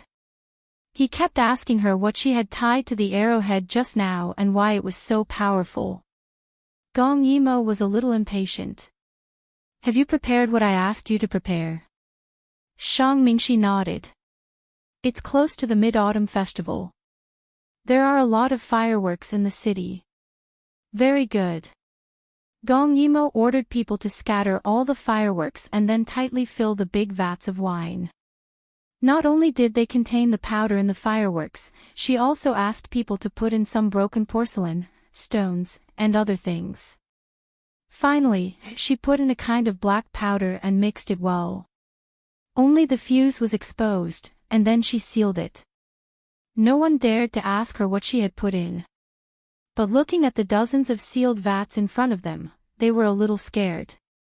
Shang Mingxi looked at the ground full of fireworks and firecrackers. Then, he thought about the powerful explosion of the tubular object. His heart flashed. Could it be that the legendary weapon in Gong Yimo's hands evolved from fireworks? He knew that fireworks could sometimes hurt people's hands, but Gong Yimo's weapon could blow up a big hole in the ground. It must have been made from more than just fireworks. Otherwise, the people of Daiyu State would have replicated it long ago. It would not have been only Gong Yimo who had it for so many years. Thinking of this, he sighed. In the past, he had heard that the princess of Daiyu State had a weapon that even the emperor coveted. He thought it was nonsense, but he did not expect it to be true. Before they could catch their breath, the Empress Dowager launched a second attack. Gong Yimo stood on the city wall calmly and watched the enemy rush over. She still did not react. This time, even Shang Mingxi was calm. Although he did not know what Gong Yimo was going to do, he trusted her blindly and knew that she must have her reasons for doing so. Chapter 481. Soon, the enemy reached the city gate. They all felt that everything was going too smoothly. They thought that the enemy must not have anything that could explode. That was why they were so quiet. Therefore, they were eager to fight again. They wanted to avenge themselves. At this time, they saw that there were 2 rows of ladders on the city wall. What was going on? Did the enemy think that they were too slow and invited them into the city? The Empress Dowager did not know what the enemy meant, so she did not move. Unexpectedly, a black thing appeared on the ladders. They carefully put the fire vat on the ladders and lit the fuse carefully. Finally, they let the fire vat roll down the ladders. The enemy was shocked. How could people run faster than a vat rolling? It quickly disappeared into the crowd and exploded with a loud bang. This time, it was even more painful than the previous explosion. Although it was not as lethal as before, there were many stone fragments in it, so it could kill people in a wide area. In an instant, screams and broken limbs were everywhere. It was like hell on earth. Many people felt sorry for it. However, Gong Yimo's heart was as cold as iron. She raised her hand and lifted the second vat, then pushed it down. Another explosion. It not only killed people, but also disrupted the morale of the enemy. The smell of blood was carried by the wind. The governor of Snow City saw that Gong Yimo ordered people to lift the vat again and was about to ignite it. He quickly stopped her. "Princess. Is that enough? The enemy has lost their fighting spirit. There is no need to fight anymore. After all, the dead were Yuchi people." He could not bear to see them retreat. Gong Yimo glanced at them and said in a low voice, "Just now, only about 100 people died and a few hundred were injured. The Empress Dowager will come back with such a small number of casualties. Get out of the way." She opened her eyes and a murderous aura suddenly burst out from her body. She was used to death on the battlefield. Even if tens of thousands of people died here, she would not blink her eyes. The governor was scared away by her gaze. The princess from Daiyu State was so scary. She was like a general who killed people without hesitation. She looked like a bloody general. At this time, the besiegers below hesitated. They didn't know how many of these exploding fire jars Gong Yimo had in her hands. The stone fragments that flew out caused many to be implicated. The scene of flesh and blood flying, and the fear of the unknown, made them somewhat terrified. The Empress Dowager gritted her teeth so hard that they almost broke. The fact that these fire tanks exploded meant that Gong Yimo must have made them on the spot. That is to say, the legendary item on her body was not difficult to make. Therefore, she was not sure how much the other party still had. Was she going to retreat? No. She couldn't swallow this humiliation. Attack! Anyone who takes the head of the Princess of Daiyu State will be conferred the title of a third-grade general. Anyone who retreats will be killed without mercy. Under the Empress Dowager's almost iron-blooded coercion, Gong Yimo also became ruthless and directly threw down 2 more fire vats. Perhaps the death and blood stimulated people's hearts. Perhaps it was because the Empress Dowager had really ordered Hai Qing to kill more than a dozen people who had retreated. The army did not retreat anymore. Instead, they attacked the city like crazy. In any case, as long as the city gate was breached, everything would be fine. Gong Yimo saw that the other party was in a killing frenzy and asked Shang Mingxi in a low voice, "Is the street near the city gate empty?" Shang Mingxi nodded. "All the citizens have moved out. The street below is empty." Gong Yimo nodded. "Open the city gate." Shang Mingxi hurriedly did as he was told. The enemy, who were in a killing frenzy, saw the city gate open and rushed in. However, as soon as they entered the city, they were splashed with cold water. Many citizens of Snow City splashed water on the attics on both sides of the street. They did not understand the purpose of this, but when they saw the people who rushed in being splashed with water, they were stunned. Then, when they saw the garrison in the city, their killing intent decreased sharply. They splashed water even more happily, hoping to be of some help. Close the city gate.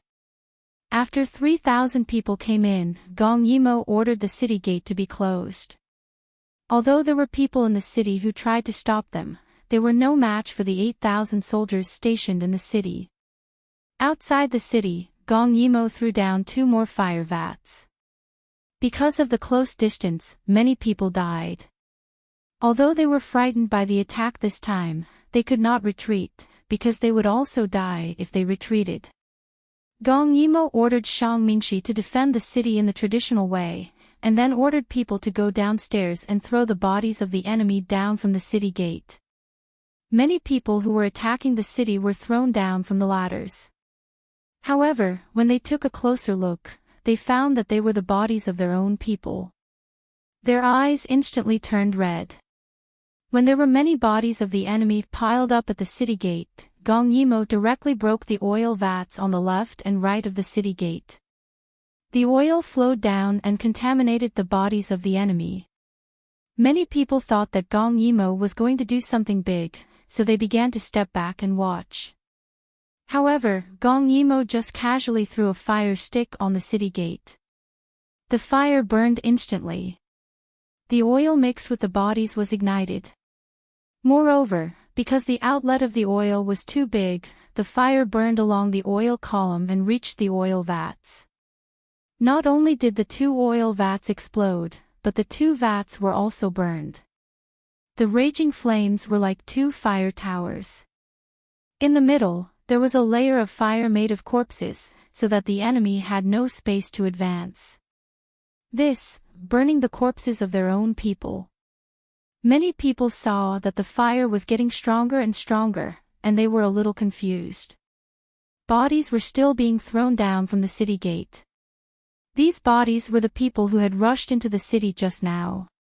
It seemed that they were also in danger. This made the fear in their hearts grow even stronger. Once the oil of a person was ignited, it was very difficult to put it out. Therefore, the fire burned higher and higher, and mixed with the smell of burning meat, the sky was smoked black and red. Snow City looked like a city of fire from afar. Finally, some of the enemy soldiers could not help but kneel down. They did not kneel down to admit defeat, but because they were shocked by the scene in front of them.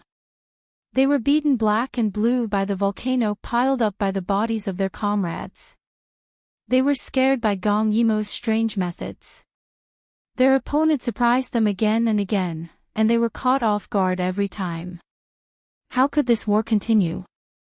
What had been defeated was their willpower. Gong Yimou was finally a little tired. She ordered the city gate to be opened. When the stubborn people in the city saw the raging fire at the city gate, and the bodies of their comrades were all burned, and there were no reinforcements, no matter how strong their will to fight was. Gong Yimou took the opportunity to say, "Put down your weapons. Put down your weapons and I'll spare your life." Almost as soon as she finished speaking, someone threw down his weapon. His weapon fell to the ground, and as expected, the garrison troops did not continue to kill. This action caused everyone to throw down their weapons and become prisoners. Seeing that the enemy outside had retreated again, Gong Yimou heaved a sigh of relief. She continued to pile up the bodies at the city gate. There were a total of thousands of bodies, and it was like a small mountain. When the Empress Dowager found out, she was furious. She ordered people to kill everyone who retreated. She forced the army to press on again, and they could not advance or retreat. Seeing that Gong Yimou had opened the city gate again, Hai Qing passed the Empress Dowager's order. "Don't be afraid. Knock the bodies away from the siege logs. We will kill our way in." Chapter 482. The soldiers had no choice but to obey the cold orders. However, when they used the siege logs to hit the pile of corpses in front of the city gates, their hands went limp. They had never been so shocked before. This was truly stepping through a mountain of corpses and a sea of fire. Everyone seemed to have been baptized by blood and tears. Gong Yimou was even more ruthless. She pushed the captives onto the city walls and made them shout in unison. "Those who enter the city, put down your weapons and we will spare your lives. Those who enter the city, put down your weapons. We will spare your lives." The siege logs were knocked away from the burning pile of corpses. The first batch of people who rushed into the city looked around blankly. The first thing they saw was not the enemy, but their own people. They were all held hostage by the garrison. The garrison shouted loudly. "The princess is merciful and does not wish to be killed. If you put down your weapons, we will spare your lives. Otherwise, your companions will die in front of you." They habitually looked back, only to find that after the 1,000 people who rushed in, no one else came in. After a few explosions, they knew that the people behind them must have been stopped. On the other hand, they only had 1,000 people. There was no way they could win. Therefore, if they did not want to die, they could only surrender. When the first person put down his weapon, many others followed suit. However, in the process of taking in the captives, the garrison followed Gong Yimo's orders and tied them together in pairs. At this moment, one person suddenly resisted. It was not enough for the garrison to kill him directly. They also killed the people around him. "The princess has ordered that we form pairs. If one person resists, we will kill both of them." This sentence instantly pulled everyone apart. Many of them were afraid of being implicated by the other party. In the end, after everyone was tied up, there was no second person who resisted. Shang Mingxi exclaimed in amazement. Gong Yimo's step-by-step psychological warfare was simply godly. No matter if it was the fire belt intimidation at the beginning, the mysterious weapons, the mountain of corpses and the sea of fire, or now the 2-on-2 groups, they were all suppressing and dividing the enemy. From the mental aspect, it gave the enemy a feeling of surprise and unpredictability. The series of attacks made the enemy think that they would win from the beginning. Later on, it turned into panic, and then into fear. In the end, the thought that the enemy was too high to reach was born in his heart. It had only taken him a few hours to do all of this. In the end, Shang Mingxi was somewhat horrified to discover that after a few battles, less than 200 of the 8,000 men of the garrison had been killed or injured, while the enemy had lost nearly 10,000 men. What kind of gap was this? If it wasn't for the fact that they were in a hurry to prepare for the battle, and that many of the decisions were made at the last minute, and Gong Yimo had been given more time to prepare, the 60,000 people on the other side would have suffered a crushing defeat. Obviously, the Empress Dowager also realized this problem. She could not stop. If she gave Gong Yimo another night to prepare, she would definitely lose. Therefore, she could not retreat even if she was beaten back again and again. She ordered the army to attack. Anyone who breached the city gate would be promoted by 1 level, and those who killed 10 people would be promoted by another level. The more tired they were, the higher the rewards. In the evening, both sides were in a killing frenzy. Gong Yimo rubbed the space between her eyebrows. She felt a deep sense of exhaustion. She had not rested since they had escaped to this place yesterday. She had saved people from the sea of fire. If it had been any other time, she would have killed them long ago. She was never a person who planned strategies behind the scenes. She was a person who led her subordinates to charge and break through enemy lines, and then changed the troops at the last minute. However, her feet were in excruciating pain, and the wounds all over her body had not been treated. She could not recklessly charge down to kill people like before.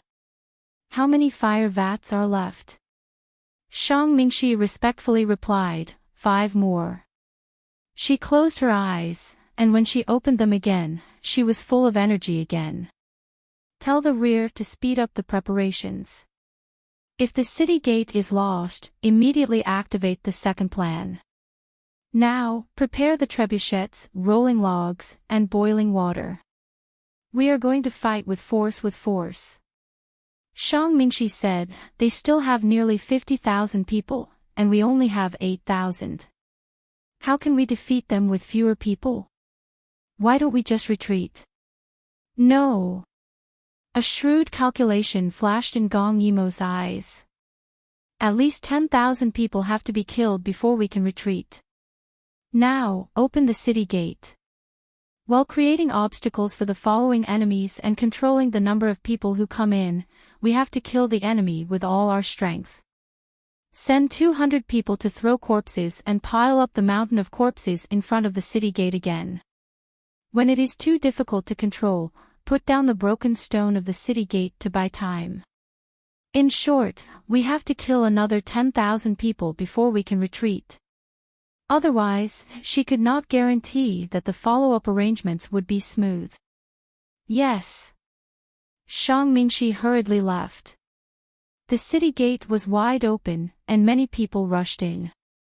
On the city wall, stones and rolling logs were constantly falling down. In addition to the mountain of corpses that had been piled up again, the fire in front of the city gate was soaring to the sky. There were corpses everywhere. In the evening, the sky was still bright, but the billowing black smoke and the fire turned the sky into the color of burning clouds. The black smoke was rolling in the sky, and the fire was burning below. The smell of burnt corpses and flesh was everywhere, and the smell of blood and smoke filled the air. It was a scene of purgatory on earth. The people outside the city kept trying to break through the mountain of corpses and rush in, and inside the city, there were also sounds of fighting and killing. Seeing that the situation was out of control, Gong Yimo made a prompt decision to put down the broken stone of the city gate, and for the last time, kept the enemies outside the city gate. There were 5,000 or 6,000 people rushing in, and it was not easy to control them. However, the garrison still had the advantage in terms of numbers.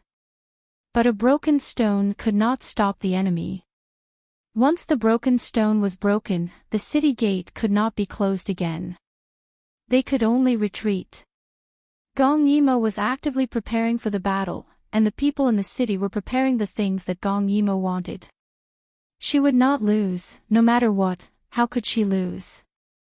But now, winning or losing was one thing, and whether she could hold on was another thing. Seeing her pale face, Shang Mingxi hurriedly asked her if she needed to rest. Gong Yimo looked up, and her pupils shrank, and she directly stepped back. Then, she blocked the enemy's killing move with her sword. Now, it was a situation of life and death. The Empress Dowager had many masters under her command, but only Hai Qing could bypass all the obstacles and jump onto the city wall of Snow City. She gritted her teeth. She was worried that Gong Yimo would have another move, so she did not even care about her own safety and sent Hai Qing to kill Gong Yimo. As long as Gong Yimo was dead, Snow City would not be a threat. Hai Qing also suffered a lot of injuries in the battle, but most of them were minor injuries. Compared to Gong Yimo, he was nothing. Therefore, he pressed on step by step, vowing to behead Gong Yimo here. Gong Yimo was fighting with him, and at the same time, she was paying attention to the situation on the battlefield. She was tired and in pain, and her inner strength was empty. She was not as strong as she wanted to be. When masters fought, the people on the city wall did not dare to rashly intervene. Gong Yimo also consciously protected them, so that they would not be distracted and concentrate on defending. Their ears were filled with the sound of killing. Every time Gong Yimo moved, blood would be left on the ground. Every step was no less than stepping on the edge of a blade. Chapter 483.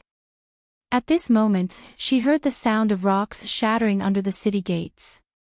While she was fighting with Hai Qing, she immediately ordered Shang Mingxi to throw down the last of the fire vats. She had to fight for the last bit of time. The flames of war in the city were not extinguished. The enemies outside must not be let in. But how could Hai Qing let him succeed? After he forced Gong Yimo back with his sword, he viciously stabbed at Shang Mingxi. Gong Yimo ignored the piercing pain in her foot and rushed over. She used the last of her inner strength to send Hai Qing flying. Hai Qing was hit and spat out blood. When he turned his head, he saw Gong Yimo already standing at the edge of the city wall.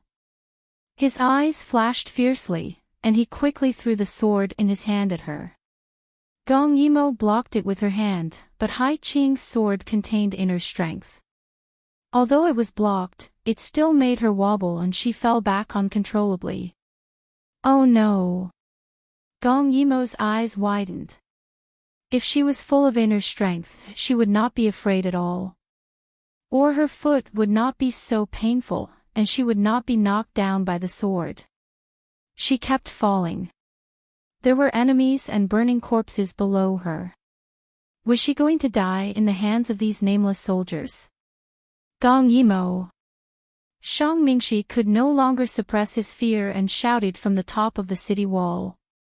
Everyone on the city wall stopped attacking and shouted nervously, "Princess!" Gong Yimo looked at their faces getting farther and farther away. Suddenly, she closed her eyes. At that moment, in addition to her exhaustion, countless images flashed through her mind. She was originally not afraid of death. In this life, she had been picked up, so she had profited. But at the moment of her death, she suddenly felt a little reluctant. It was too sudden. She had not even said goodbye to Gong Dai and told him the secret that she was not his blood relative. She suddenly doubted herself. In this life, she had done so many things, helped so many people, received so many praises, so many admirers. Was she satisfied? Why did she feel a little regretful when she was about to die? Regret, the flashing images in her mind finally stopped. It was the scene of her and Gong Dai eating a chicken drumstick when they were young. If only I could see him one last time before I die. But in the next second, she didn't fall into a sea of corpses, nor did she fall into the enemy's swords. Instead, she fell into a clean embrace. On his body, there was a familiar fragrance. By her ears, she could hear his heartbeat that was almost jumping out of his chest. When she opened her eyes, he had already landed on the ground with her in his arms. The strong inner force directly pushed away all the obstacles under his feet. The enemy could not get close to Gong Dai at all, and he held Gong Yimo tightly in his arms. He was so scared that he could not speak for a long time. Was this a dream? Gong Yimo blinked and blinked again. She watched as the other party's face turned darker and darker. His handsome features were almost contorted. Gong Yimo finally confirmed that she was not dreaming. Gong Dai was very angry. He was going to lose his temper. A bone-piercing chill ran down her spine. She was so scared that she quickly put her arms around Gong Dai's neck and said in fear, "Thank goodness you came. I knew you would come to save me." She was really scared, but it was not because of the fear of escaping death. It was because Gong Dai's face was too scary. She had never seen him so scary before. The flames brewing in his eyes were about to swallow her whole. So she was terrified and acted coquettishly. What did he mean by knowing that he would come back? She had prepared so many follow-up plans when she was preparing for the battle, but none of them involved him. Gong Dai was naturally aware of this and wanted to lose his temper. But he was coaxed by her words. He opened his mouth, but in the end, he still hugged her tightly. In the end, he did not have the heart to scold her at this time. She was really too bold. Only the heavens knew how scared he was when he saw her fall from the city wall and saw the sea of corpses below, as well as the swords raised by the enemy. If he was a step late, no, he could not be late. He could not lose her. He could not.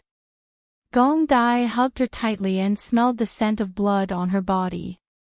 His eyes turned red and he squeezed out a sentence from between his teeth. "I'll deal with you later." Gong Yimo's body trembled imperceptibly and she pretended to be dead in his arms. More and more enemies surrounded Gong Dai because the people on the city wall had stopped attacking, afraid that the princess would be hurt. But even so, Gong Dai's internal energy was too strong. No one could get close to him. At this time, the sound of fighting could be heard again. Lo Chi led a group of people to Gong Dai's side. When he saw that the princess was not dead, he experienced the whole process of dying and coming back to life. Gong Dai looked at the black mass of people behind him, and his body was filled with hostility. Kill them all. The enemy saw that the people who suddenly appeared only brought about 200 people, and these 200 people obviously came from the swamp. Although they were blocking in front of Princess Diyu, wasn't it too whimsical to think that these 200 people could kill them all?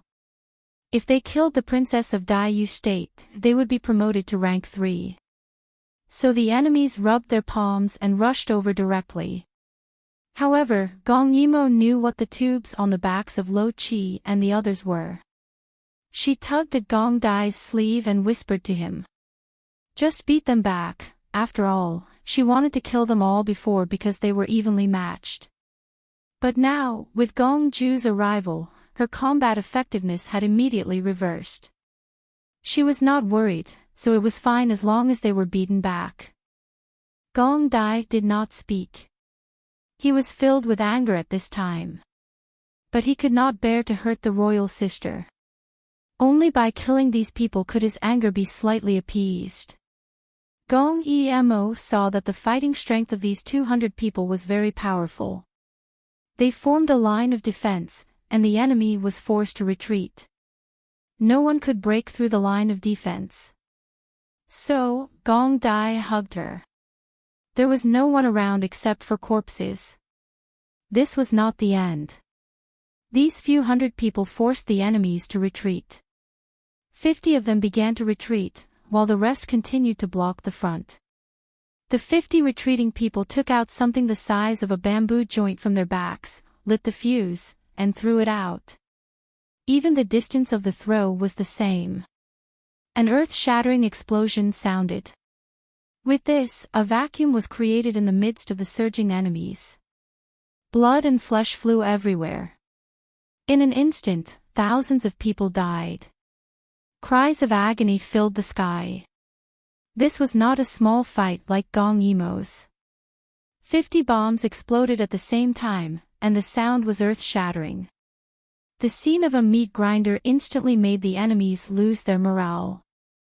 They wanted nothing more than to kneel and beg for mercy. At this moment, they felt that this person who suddenly appeared was a demon. Their bodies of flesh and blood simply couldn't win. Gong Dai, Gong Yimo frowned nervously. My legs hurt, my head hurts, everywhere hurts. Let's go to sleep after we beat them back, okay? It was shameful to act cute, but who cared about that now? If this went on, there would be corpses everywhere. Chapter 484. Amidst the flames of war, Gong Ju's black clothes were covered in thick ink. At this time, he was completely deaf to other sounds. His dark gray eyebrows raised slightly, and his pair of black and white eyes stared unblinkingly at Gong Emo beside him. The mountain of corpses and the sea of fire had yet to be extinguished, and the smoke of gunpowder rose again. He hugged Gong Emo amidst the flames of war. Her black hair and black clothes fluttered in the wind. She was a rare treasure in his arms. The enemy troops retreated quickly, but Gong Dai said to kill them all. Hence, Lo Chi and the rest pursued the enemy. The battle turned into a one-sided situation. If someone said that a few hundred people could defeat tens of thousands of people, that person would be crazy. But the reality was like this. The army retreated like a black tide. Many of them tripped over the corpses on the ground, but they got up and continued running. Everyone's face was filled with fear. It was as if there were ghosts chasing after them. The 200 people were like ghosts. Their hands reached out to their backs again. As long as they ignited the explosives, a large number of the people in front would fall. Gong Yimo looked at the corpses on the ground and heard the mournful cries. Gong Dai remained indifferent. It was as if he was determined to make those people pay the price. She panicked and hugged his neck. She leaned forward and kissed his thin lips. Gong Dai was shocked. He seemed to have just woken up. He really saved her. She was still alive. The two kissed amidst the flames of war. Gong Yimou wanted to pull away from him immediately, but Gong Dai wrapped himself around her and kissed her deeply as if there was no one around them. The fire and corpses around them represented passion and incompleteness. The woman in his arms represented eternity. The people on the city wall were stunned. They did not know what to do. The explosions and cries in the distance could not disturb the two people. Their figures were so entwined in the afterglow of the setting sun and the flames. It was so difficult to separate them. Gong Yimou was about to suffocate. Furthermore, the situation was so urgent. How could she be in the mood to kiss? This was just a bait. She said seriously, "How about we retreat? Let's go into the city, and kiss again." As soon as she finished speaking, her old face flushed red. She felt that she had never been so embarrassed in her entire life. Gong Dai finally revealed an undetectable smile.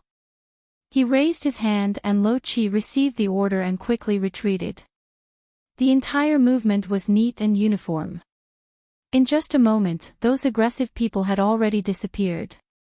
A war, from a one-sided attack at the beginning to a one-sided suppression at the end, it was simply a legend. But after this battle, Gong Dai's name would spread throughout the four countries. Unlike his previous gentle infiltration, his appearance this time shocked the world with his absolute martial strength. Seeing that Gong Dai had finally stopped, Gong Yimou let out a long sigh of relief. At this time, she heard a soft cry. It turned out that Hai Qing had noticed that the situation was not right, so she grabbed Shang Mingxi and wanted to run. Gong Yimou panicked and said to Gong Dai, "We can't let him take Shang Mingxi away." Shang Mingxi. Gong Dai raised his eyebrows in displeasure. His unwillingness was written all over his face. Gong Yimou was about to vomit blood. She grabbed Gong Dai's collar and said in a very small voice, "He is the key to whether I can quickly solve the problem of Yu Qi. Don't you want me to go back as soon as possible?" Gong Dai looked at her and refused to move. Gong Yimou decided to go all out. She gritted her teeth and said, "I don't like him. I don't like him at all. Hurry and save him." Even though she had lowered her voice, Lo Qi and the rest could still hear her clearly. They chuckled softly, not daring to speak too loudly for fear of embarrassing the princess. Gong Dai. Gong Yimou flew into a rage out of humiliation. Lo Qi. Gong Dai finally spoke. "Your subordinate is here. Save him." "Yes. Your Highness." Lo Qi hurried over with two men. Since the prince had ordered them to save him, they had to bring him back unscathed. Gong Yimou heaved a sigh of relief and fell into Gong Dai's arms. She was exhausted. The governor of Snow City, who was on the city wall, was stunned. Just now, they had been shouting and yelling with the army as if the end of the world had come. But as soon as this man appeared, he had easily resolved the catastrophe. Who was he? Why had he never seen him before? When did such a powerful person appear in the four countries? Before he could think about it, Gong Dai hugged her for a while and found that her body was covered with bruises. Her eyes were full of anger, as if she wanted to blow up Snow City to vent her anger. "Xiaoqi, open the city gate." "Yes. Your Highness." Luo Xiaoqi had been eager to show off in front of the princess. At this time, a piece of broken stone fell from Snow City. Just now, the Empress Dowager's people had been trying to break the stone for a long time, but they could not break it. However, Gong Dai's people were not ordinary. Luo Xiaoqi was the most talented person in terms of blasting. He found the right angle and buried the bomb.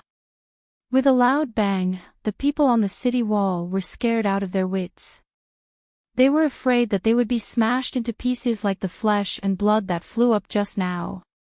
After the loud bang, there was another loud bang.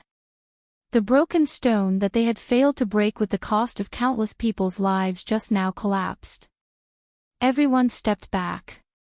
Gong Dai waved his hand and all the debris and dust were blown away by his internal strength so that Gong Yimo would not be contaminated.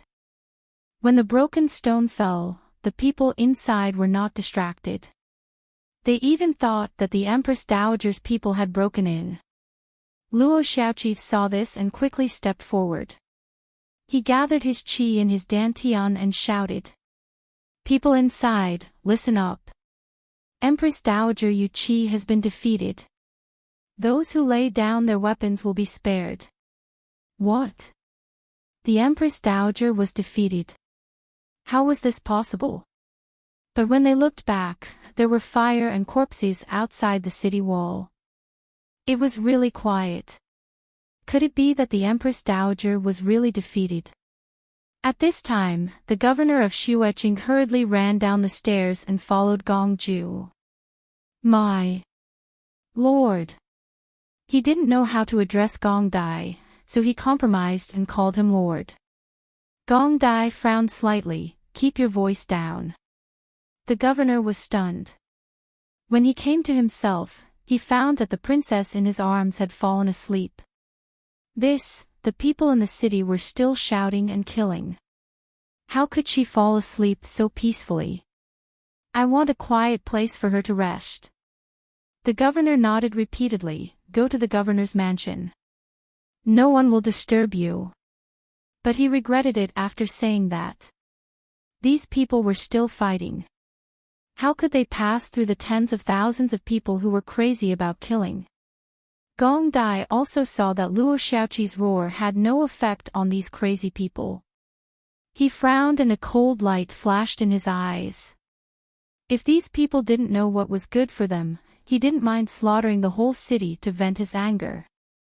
The next second, Gong Dai's special and dignified voice was clearly heard by everyone who was crazy about killing. His tone was cold, but he didn't hide his killing intent. After 3 breaths, those who still have weapons in their hands will be killed without mercy. Chapter 485. Gong Dai's voice was infused with his inner force, causing people's brains to ache.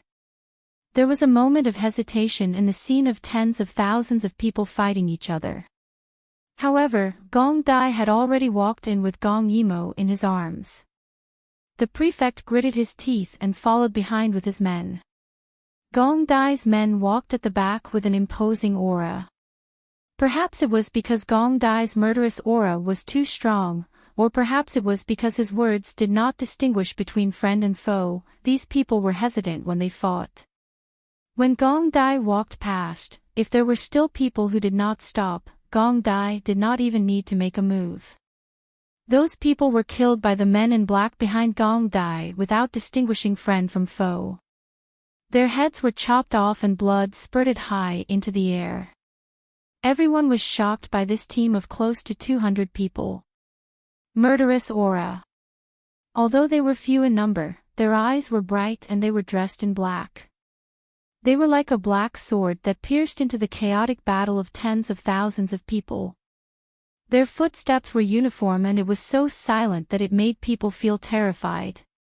Finally, before Gong Dai approached, they subconsciously moved away and opened up a wide path for him. The people on both sides held weapons in their hands and felt uneasy. What if they were misunderstood as a sneak attack? Therefore, even if they were unwilling, before Gong Dai approached, they all put down their weapons and lowered their heads, not daring to look at him. This created a strange phenomenon. Wherever Gong Dai went, those people would move away. Although they hesitated, they would tremble and put down their weapons. Once they put down their weapons, it affected the others. More and more people put down their weapons. Moreover, each of them suppressed their heavy breathing, afraid of disturbing this team. The Imperial Army and local garrison troops that the Empress Dowager had brought with her were covered in dust and dirt. Their bodies were stained with blood, not knowing whether it was their own or others. However, the people that Gong Dai brought with him were different. Their black clothes were neat and tidy, and they were all clean and energetic. They looked straight ahead and followed behind Gong Dai. The murderous aura on their bodies accumulated together and their fighting spirit soared to the sky. Even if there were only 200 of them, no one dared to offend them. The governor followed behind Gong Ju, his entire body stunned. He could feel that the men in black behind him were staring at him with cold eyes. He didn't dare to look back. The hair on his back stood on end, and he could only bury his head in front of him and stare at Gong Ju's slightly raised clothes. The leader's clothes were the same as his subordinates. They were all black. The only difference was that there was a flood dragon embroidered with golden embroidery on his clothes. The flood dragon was ferocious and seemed as if it was about to come alive. He was so scared that he did not even dare to look at the leader's clothes. Clang, clang, clang, clang. Clang. Clang. Clang. Clang. Clang, clang, clang, clang. He clang. Clangs, clang, clang. Clangs. Clangs cloth people of great. Of clangs ofs, s. The entire Snow City fell silent in an instant. The prefect and the others were in disbelief. Who the hell is this? Why is his aura so strong? Why is his murderous aura so strong that it can freeze the entire city in an instant? This is really unheard of. Just a glimpse of him is enough to shock them for the rest of their lives. Just like that, Gong Dai walked through the congested road. Nobody moved after they had put down their weapons. The prefect hurriedly left one of his assistants behind to clean up the mess while he followed Gong Dai closely. He was afraid that if Gong Dai was displeased, he would take his anger out on Snow City. Gong Dai did not care about external things. At this moment, all of his attention was occupied by the troublesome girl in his arms. He could not spare any of his attention to anyone else. At this moment, he saw that she was moving a little uncomfortably because of the armor she was wearing. In the next second, Gong Dai stopped walking and looked coldly at the prefect, who was over 50 years old. The prefect's body trembled and he was on the verge of tears. He stopped himself from wiping his sweat and bent down to make a small gesture. "Sir, it's not far away. It's just ahead. It's just ahead." Luo Xiaoqi was the best at guessing the prince's intentions. He took a big step forward and carried the prefect, whose legs were trembling, on his shoulders. "Show me the way." The prefect was so slow. Didn't he see that the prince was already very displeased? The prefect exclaimed softly. However, under Gong Dai's stare, he did not dare to say that it would be inappropriate to put him down. He only pointed in a direction with trembling hands.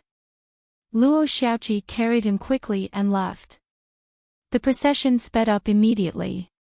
It was not until the procession had completely disappeared at the end of the street that the more than 10,000 people who had put down their weapons began to gasp for breath. Gong Dai did not do anything, but they felt as if they had just survived a disaster. Wasn't that the same as surviving a disaster? The prefect's deputy recalled how he had seen this terrifying procession at the city gate. He had seen how they had easily defeated the enemy. He had also seen how they had killed thousands of people in one move and caused the entire battlefield to wail like ghosts and howl like wolves. He was really afraid just now. He was afraid that these people would lose their minds and continue to fight despite his warning. At that time, it would not be impossible for that important person to slaughter these 10,000 people in a fit of anger. The Empress Dowager could not believe her eyes. During the series of explosions just now, she was at the back of the procession. She was clearly safe, but she had personally experienced what a disaster was like. She sat motionless in the carriage because she was scared silly. She could not move her limbs. She could only watch as her people retreated in defeat. They had lost all their dignity. Finally, under the last rays of the setting sun, he saw Hai-Ching, who had lost an arm. Blood was flowing non-stop. It was useless to seal his acupoints. Hai-Ching was seriously injured and was somewhat delirious. However, when he saw the Empress Dowager, he held his breath and ran over. The Empress Dowager quickly ordered people to treat his injuries. Then, she asked him in a trembling voice what had happened. It was so far away and the light was gradually fading. Although she had felt the earth-shattering murderous intent, she did not know who had done it. Could it be Gong Yimo? It was impossible. She couldn't have done this in such a short time. Hai-Ching's remaining hand grabbed the Empress Dowager's wrist tightly. His eyes were bloodshot. Obviously, the previous scene had caused quite a shock to him. Monster. No. Killing God. His chest was heaving up and down violently. He seemed to have thought of the previous scene of destruction. His pupils shrank and his whole body was filled with fear. It was a group of men in black. They came from the swamp. They came and slaughtered our army. They were Gong Yimo's people. They were very powerful. He paused and thought of that godlike man. His whole body trembled. The man in the lead is very scary, very scary. After saying that, he fainted. Obviously, he was physically and mentally injured. The Empress Dowager saw that the morale of the army had been shattered. She knew that she could not wait any longer. Although she felt extremely humiliated, none of this could be compared to her life. Chapter 486. Therefore, the Empress Dowager made a prompt decision to retreat back to Yuhua City. When the army had arrived, they had come with a ferocious aura. There were 60,000 of them, but when they left, it was as if they were running for their lives. In just one encounter, Gong Ju harvested the lives of 10,000 people. It was not an exaggeration to say that he was the god of death. When he placed Gong Yimo on the bed, she felt very comfortable and continued to sleep. Gong Dai's eyes were filled with gentleness, and then he began to take off her armor. But the more he took off, the colder his eyes became. Her clothes were bleeding to varying degrees, especially her feet, which were almost soaked in blood. Seeing this, his killing intent surged. He wanted to capture the 40,000 people who had escaped and kill them all. The door was suddenly opened, and Gong Dai appeared with a murderous look on his face. Everyone present was stunned. Lo Chi and the others were on standby. Even the governor did not care about the chaos in Snow City. He personally brought a doctor to guard here, but Gong Dai's expression was not good, and they did not dare to say anything. Gong Dai naturally did not trust the people of Snow City. He ordered Lo Chi, "Go and bring Lu Ranxin here." At first, there were 300 people in their team, but Gong Dai felt uneasy, especially after knowing that the royal sister had retreated to Snow City. He even brought 200 elites to take a shortcut through the dangerous swamp and cut in from the side of the battlefield. Fortunately, they arrived in time. But there were more than 100 people left, and some of them did not know martial arts, including the miracle Dr. Lu Ranxin. Therefore, Gong Dai ordered Lo Chi to bring Lu Ranxin here. Obviously, there was something urgent. Lo Chi did not dare to delay. "Yes, Your Highness. Your Highness, just now." The answer was the sound of the door closing. Lo Chi was a little embarrassed. He had not finished speaking, but he had already brought back the person that the princess wanted to save. The governor was completely ignored and felt a little awkward. Lo Chi thought for a moment and said to him, "Sir, don't worry. As long as the princess is fine, Snow City will be fine." Her words made the governor even more afraid. He could see how tired the princess was at that time, especially when she left bloody footprints on the ground with every step she took. Did that count as something bad or not? "Please tell my lord that I've brought the best doctor in the city." Lo Chi saw that the prefect was still pale despite his age, so he kindly pointed out a way for him. "If you have time to stay here, why don't you take care of the funeral in the city? If His Highness comes back to his senses and finds that Snow City is still in chaos, he will not be happy." After saying that, he used all his strength to display his qin gong. There was no other way. The princess was injured. It was more serious than the prince himself. He had no choice but to be on guard and use his fastest speed to pick up the person. The prefect hesitated at the door. There were 2 men in black guarding the door and they looked unfriendly, so he did not dare to go in. He thought to himself, "It's better to go and clean up the mess. What if I offend His Highness by standing here?" In the room, Gong Dai really did not have the energy to pay attention to them, because after he took off all his armor, he was ready to take off her blood-stained undergarments. He took off her clothes layer by layer, leaving no room for warmth, because Gong Dai's eyes were full of murderous intent, and it was very scary. The 2 people standing outside the room felt the unusual silence, and both of them were a little nervous. There were many wounds on her body, most of them were burns, and some of them were bleeding.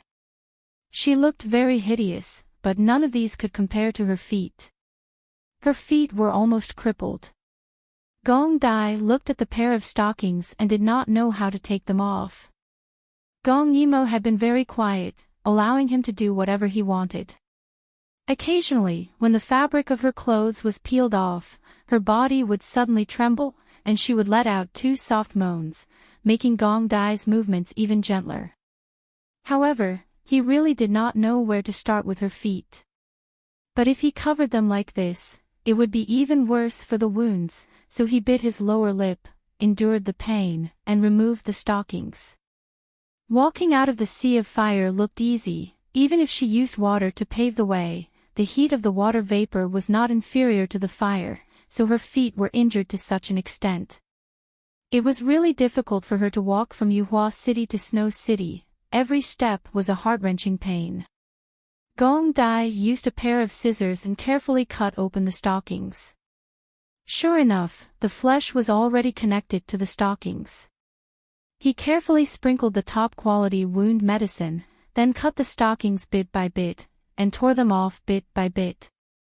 The whole process was like walking on thin ice, causing Gong Dai's forehead to be covered in cold sweat, afraid that he would hurt her.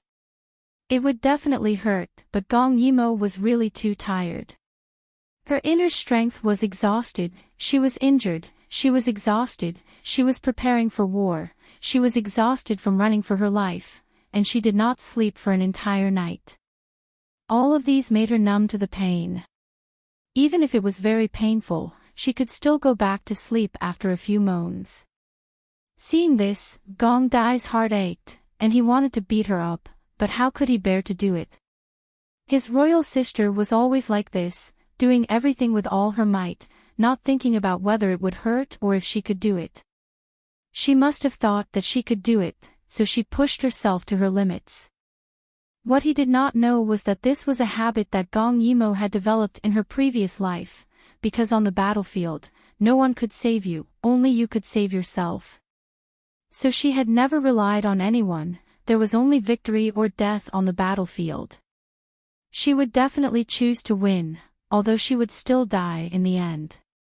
Gong Yimo thought of something painful, she was a little restless in her dreams. Her little brows were furrowed, not knowing if it was because of the pain or because of the nightmare. Gong Dai finally removed all the fragments from her feet. Looking at the pair of bloody and ghastly feet, Gong Dai did not dare to apply any more medicine, it was better to wait for Lu Ranxin to come and treat her. He only carefully wiped her feet with water, wiping away the excess bloodstains. After doing all this, he was already drenched. Damn it, he must cut the person who harmed Royal Sister into 8 pieces. Roast them in the fire. Only then could he dispel the hatred in his heart. Lu Ranxin arrived very quickly.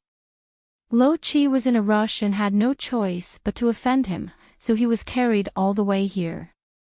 When he landed on the ground, he was so angry that his beard stood up. Divine Dr. Lu. This is a serious matter, if anything happens to the princess. You know His Highness' temper, the princess is his reverse scale. Thinking of Gong Dai's methods, Lu Ranxin temporarily suppressed his anger, but still muttered, "This old man wants to see what kind of saint he is." He had never met Gong Yimo before, but in his thoughts, this kind of woman who was always in the limelight, had a bad character. Although there were more and more people praising her virtues, but in Lu Ranxin's heart, he felt that she should go back home to help her husband and children. The room door was opened and the smell of blood rushed in, making Lu Ranxin frown slightly. He originally thought that the princess was just lightly injured and it was because His Highness was overly concerned, so he had to help her. But from the looks of it, her injury seemed to be rather serious. Chapter 487. Gong Dai had already covered Gong Yimo's body and only her feet were exposed. Her feet were covered in blood and it looked like she really was going to be crippled. Lu Ranxin's heart turned cold as Gong Dai's cold voice came from the other side. Heal her or die. Gong Dai had always been polite to others, but this was the first time he had revealed such a killing intent to Lu Ranxin. Although Lu Ranxin was conceited, he also knew that Gong Ju wasn't someone he could afford to provoke. Therefore, he quickly adjusted his attitude and looked at Gong Ju's feet. It was really troublesome. She was obviously severely scalded, but she seemed to be constantly running, causing her flesh and blood to be separated. In some places, he could even see her bones. Did she not feel any pain? Gong Dai's heart ached every time he saw it. He really did not know why the royal sister was so desperate. It was like as long as she set her mind on something, she would do it even if she died. Did she not think about him? Did she not know that if anything happened to her? If anything happened to her, what would he do? Gong Ju sat on the edge of the bed and carefully held her hand. At this time, his body was still trembling slightly.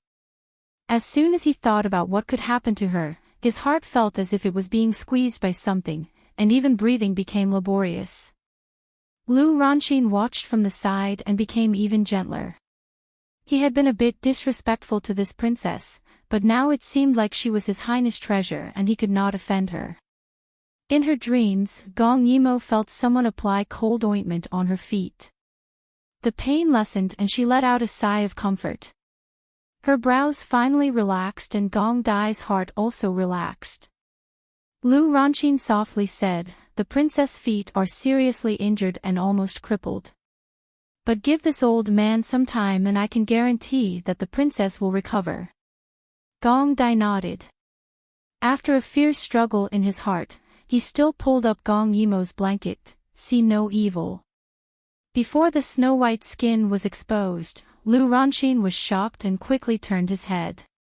If he saw something he shouldn't see, who knew if the prince would dig out his eyes? Gong Dai covered the important parts with his clothes. Even so, he didn't want Lu Ranxin to see it. However, royal sister's injuries were very serious. There were large areas of burns, and he hadn't treated this kind of injury before. Although he could tell Lu Ranxin and Lu Ranxin would naturally give him the medicine, this was related to royal sister's health, so he naturally didn't dare to be careless. It was just a glance from this old man, so he endured it. Nothing was more important than his royal sister's body. That was what he said, but his commanding tone was so cold that it could freeze a person to death. "Divine Dr. Lu, royal sister is also injured, come and apply the medicine." That cold voice made Lu Ronxin's heart skip a beat. He didn't dare to turn around. From that tone, who knew if he would be silenced? So he said, "If it's also burns, this old man has medicine here. Your Highness can just apply the medicine for the princess." Seeing that he was afraid, Gong Dai sighed and his attitude softened a little. Now that royal sister is seriously injured, divine doctor doesn't need to adhere to the customs. This prince will not be calculative about your offense. Since Gong Dai had already said so, Lu Ronxin didn't dare to be pretentious as he carefully turned around. He saw Gong Yimo's snow-white skin was filled with red and black burns. At first glance, it was a ghastly sight. Gong Dai shot a glance at him and he didn't dare to take another look. He lowered his head to observe the injuries before applying the medicine for Gong Yimo. But when his hand touched Gong Yimo's waist, she subconsciously shrunk back, extremely uncooperative. Gong Dai had a headache. Seeing Lu Ronxin's awkwardness, he pressed down on Gong Yimo's waist and let Lu Ronxin apply the medicine. The process of applying the medicine was very complicated. It took more than 2 hours just to apply the medicine for her feet, but when Lu Ronxin's hand touched Gong Yimo again, she shrunk back again and couldn't be pressed down. Lu Ronxin was even more embarrassed. The princess might be extremely ticklish. Her feet weren't afraid because her feet were in so much pain that she couldn't feel them. But her body was different. How could he do it? Gong Dai had no choice. After trying a few times, Gong Yimo was as slippery as a loach. Gong Dai was afraid that she would rub her wounds, so he didn't dare to move. He then instructed Lu Ronxin. "Give the medicine to this prince and you can leave." Lu Ronxin felt as if he had been pardoned. He quickly gave him the medicine and told him in detail how to apply the medicine. First, apply the medicine. Then, he respectfully went out. After he went out, he felt his body lighten. He then realized that he was sweating all over. Applying medicine for the princess was really tiring work. Fortunately, he ran out. Gong Dai was also in a difficult position holding the medicine. Royal sister was extremely ticklish, but Gong Dai couldn't bear to wake her up and let her apply the medicine herself. He could only bury his head and carefully apply the medicine for her. "Don't move." But how could Gong Yimo listen to him? She dodged and pouted unhappily. There were always people who wanted to tickle her. Gong Dai had no choice but to take off his coat and straddle her. Of course, he wasn't really straddling her. He was just using his legs to hold her in place, making it impossible for her to escape. As expected, she calmed down. Gong Dai let out a sigh of relief and buried his head in applying the medicine for her. Gong Yimo wanted to dodge, but her body seemed to be clamped down and she couldn't dodge at all. She felt wronged and made a crying sound with a bitter face. It was tender and soft, making Gong Dai's heart melt. He felt sour and swollen, wishing he could take her place. But he couldn't.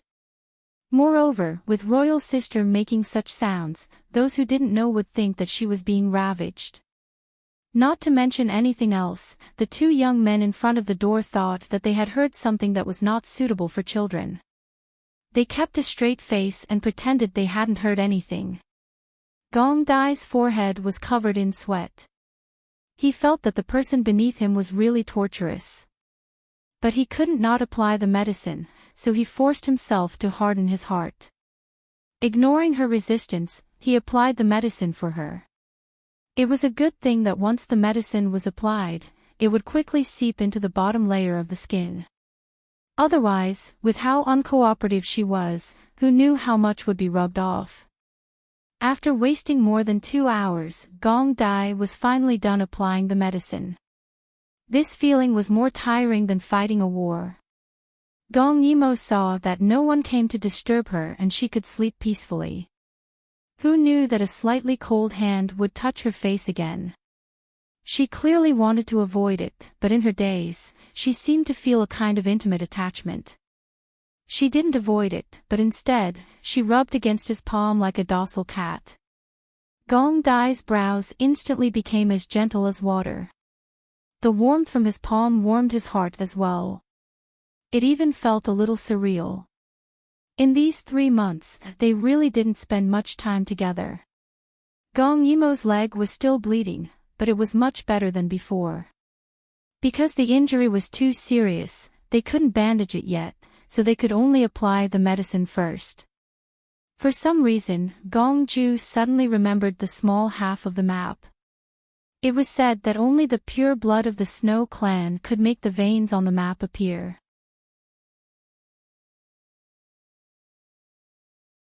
Chapter 488.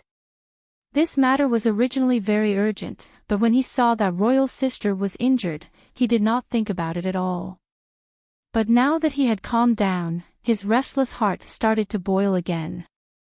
If Royal's sister was not his blood relative, why should he suppress himself? Step by step, he walked towards the end of the bed. Every step he took was so soft that it was almost inaudible. He unconsciously held his breath. He was originally looking forward to the answer, but now he was afraid. Royal's sister, was she really not his blood relative? Would there be more possibilities between them? Gong Dai stared at the pair of blood-stained feet for a long time. Finally, he took out the parchment from his chest. Coincidentally, there was a drop of blood on the parchment. He stretched out his hand and it landed on the parchment. It was as if a drop of ice water was dropped into boiling oil, and it finally exploded violently. After Shang Mingxi returned, although he was sitting quietly beside Si Wuyan, he was thinking about other things. He had seen the man who suddenly appeared once before, at the birthday banquet of the Daiyu State's emperor. At that time, he was very reserved. He did not expect that in just a few years, he would grow to this extent. At this time, Bai Qiu also knew that Gong Yimou was carried back by a man. He was depressed. Just when he was washing his hands, he saw his face through the water. Because the wound was too deep, it had already left a scar. Originally, he did not care about it, but when he heard that the man was as noble as a god, he suddenly felt that the scar was an eyesore. Shang Mingxi saw that he was silent and could not help but laugh. Do you know who the person who carried her back is? Bai Qiu wiped his hands and said lightly, I'm not interested to know. Shang Mingxi continued, he is the person who holds the power and economic lifeline of Daiyu State. Can you guess who he is? Bai Qiu was shocked. He is Prince Qi. But if he is Gong Yimou's brother, why are they so close? Could it be? Bai Qiu was shocked. Shang Mingxi saw him like this and could not help but walk over and pat his shoulder. Prince Qi likes his sister. That's it. There is nothing difficult to understand. But they are. Bai Qiu widened his eyes. The first reaction of an old-fashioned person like him was that he was not allowed to exist in this world. But what? Shang Mingxi raised his brows. The Prince of Qi is rich and powerful. Who dares to oppose whatever he wants to do? Moreover, I think both parties are interested in this matter. They didn't say anything, so what's there to be anxious about? Bai Qiu couldn't stand it anymore. He wanted to find Gong Yimou and ask her about it. As soon as he moved, he was stopped by Shang Mingxi. He looked at Bai Qiu and smiled meaningfully. Don't make a fearless competition. She doesn't belong to you. With just one sentence, Bai Qiu's body stiffened. He wanted to refute loudly. He wanted to tell Shang Mingxi that he didn't like women at all. He hated all women. He went to look for Gong Yimou just to tell her that this matter was wrong. There was no personal feelings involved. However, in Shang Mingxi's perceptive eyes, those pompous words could not be said. He stood there in a daze, as if he had lost his soul. At the same time, Gong Dai also seemed to have lost his soul. He looked at the parchment in his hand, as if he was caught in a difficult puzzle. "What are you doing?" Gong Yimo's voice suddenly sounded. It was low, but to him, it was like thunder.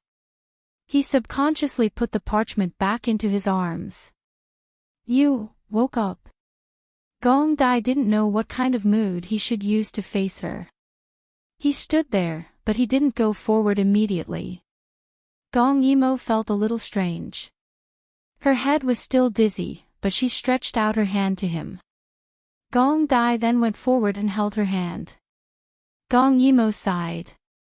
"So you really came. You're so timely every time.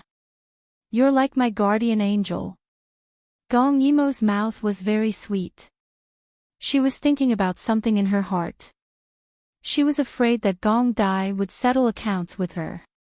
But strangely, Gong Dai didn't get angry. Instead, his expression seemed to be frozen, as if he didn't understand what she was talking about. "Gong Dai?" Gong Yimo looked at him suspiciously. Suddenly, she leaned her head closer and said in puzzlement, "What's the matter? Your heart is beating so fast." She reached out to touch, but Gong Dai grabbed her hand. His grip was a little tight, making Gong Yimo frown. "What's the matter?" Her clear voice sounded in the quiet room. Because she was still not awake, her voice was a little dragged. But at this time, she also felt the atmosphere in the room was cold, and there was an inexplicable danger floating. Gong Dai tightly pursed his lips and deeply stared at her. When Gong Yimo completely woke up and stared at him with her round eyes, he spoke in a hoarse voice. "Royal sister, are you hiding something from me?" Gong Yimo was surprised. At this time, her upper body was half lying on Gong Dai's lap. When she suddenly heard this, she couldn't quite react. Could it be that Gong Ju was referring to her past? After all, other than that, there was nothing else that she could hide from him. She didn't know why, but when it came to this, Gong Yimo didn't know where to start. If Gong Dai asked her if she had always known about her parentage, why didn't she tell him, and why she had always been indifferent when he was conflicted and in pain, how would she answer? Could she say that it was because of what happened in her previous life that she had always resisted him? She might as well pretend that she didn't know. Before Gong Yimo could come up with a solution, Gong Dai had already touched her long hair. At a place where she couldn't see, his gaze was as deep as the abyss. "Royal sister, let's have a child, okay?" Gong Yimo was stunned again, but this wasn't the end. In the quiet room, Gong Dai said softly as he touched her hair. "Have 2 children, one like you and one like me. When the time comes, the son can protect the daughter in you, and I can also protect you." Gong Yimo didn't know what to think as her face turned red. She lay on his lap and pretended to be dead. However, Gong Dai's voice had a hint of seduction as it lingered on the tip of her ear. "Do you want to have a child?" he asked. Damn it. So embarrassing. Gong Yimo's face was burning. She didn't know why Gong Dai suddenly said such a thing. However, Gong Dai obviously didn't want to let her go. He smiled slightly. That exquisite face of his had a captivating beauty under the candlelight. The night was as cold as water. His fair fingertips lingered on Gong Yimo's collarbone, looking very seductive. "Do you want to have a child?" he asked again. Gong Yimo's face was as red as blood. She secretly scolded herself for waking up. However, Gong Dai flipped over and actually jumped onto the bed in a position where he was on top of her. Of course, he was very careful and didn't press on her wound.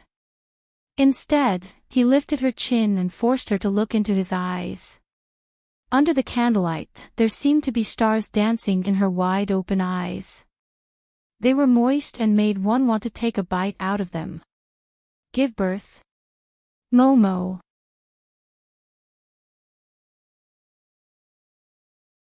Chapter 489.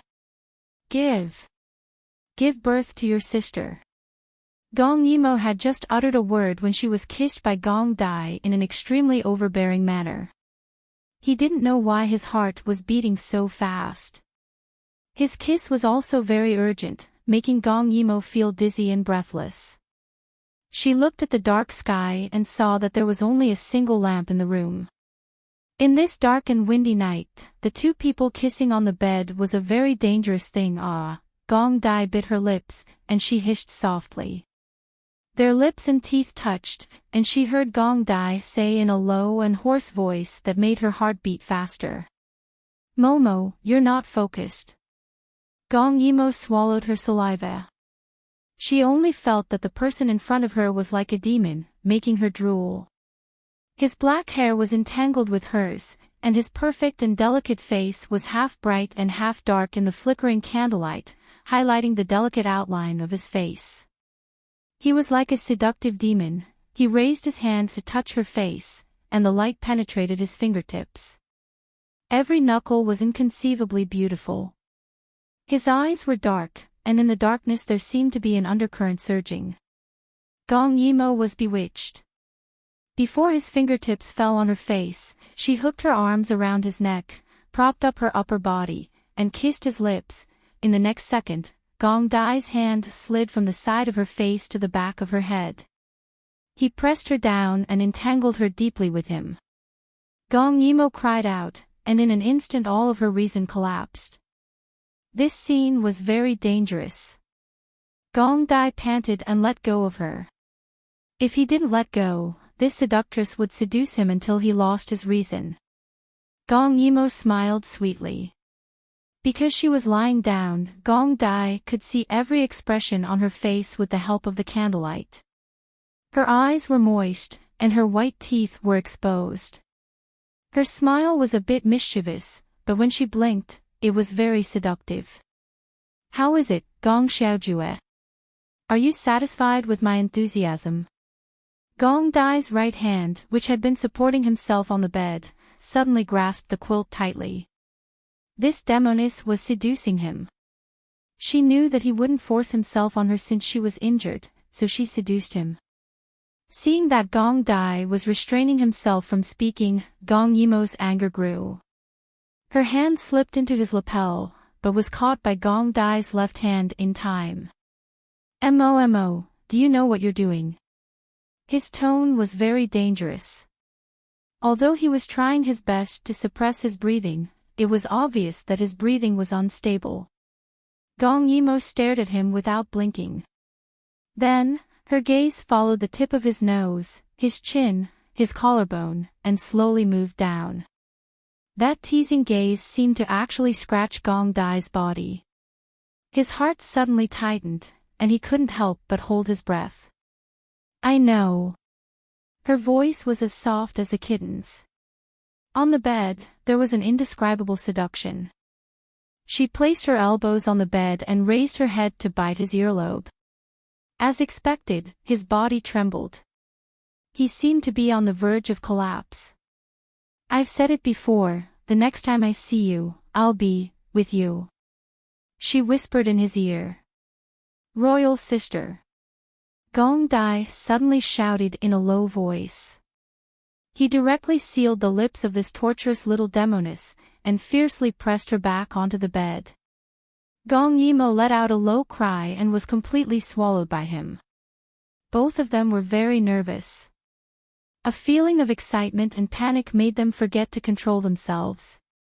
Until Gong Dai accidentally touched her wound in his delirious state.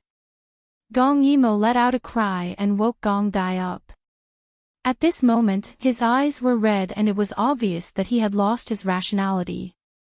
However, Royal Sister was covered in wounds. Gong Dai fiercely gritted his teeth. He couldn't wait to bite this little demoness to death. She clearly knew that she couldn't do it, but he couldn't bear to do it.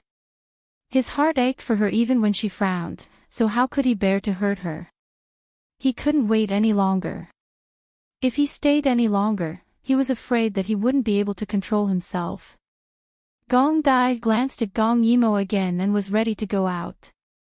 Gong Yimo looked at him blankly. Her eyes blinked and her small mouth was slightly open. It was red and moist in the candlelight. Gong Dai's Adam's apple moved. At this time, he should go out, but he felt that he couldn't move at all. The two of them were in a stalemate. Gong Yimo suddenly narrowed her eyes and said in a very torturous voice. Actually, it's not that painful. Come on. I can bear it, boom. Gong Dai seemed to hear the sound of his blood exploding. In less than a second, he got up and disappeared from the room. Gong Yimo looked at his embarrassed figure and secretly smiled. Gong Dai must have gone to put out the fire. He looked so embarrassed when he ran out just now.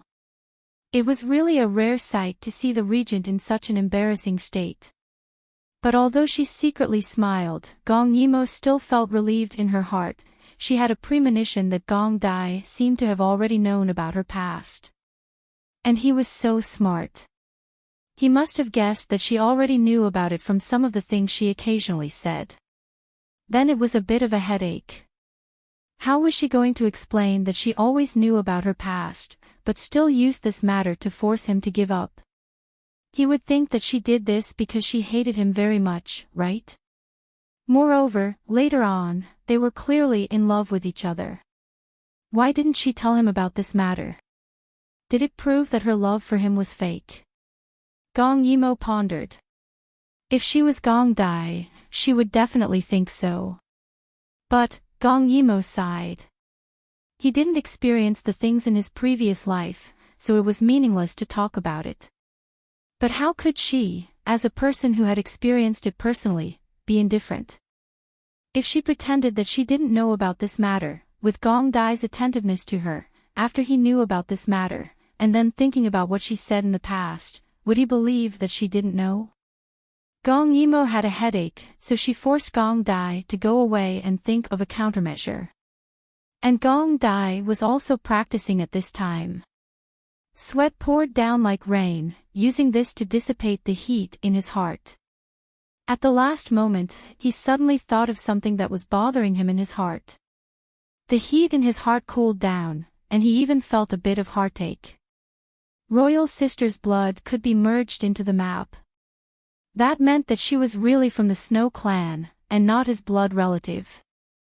This matter should have made him wild with joy. But the moment he found out the truth, his mind suddenly flipped over some of the words she had said before. He wanted to say something, but he stopped himself. He actually thought that his sister knew about it from the very beginning.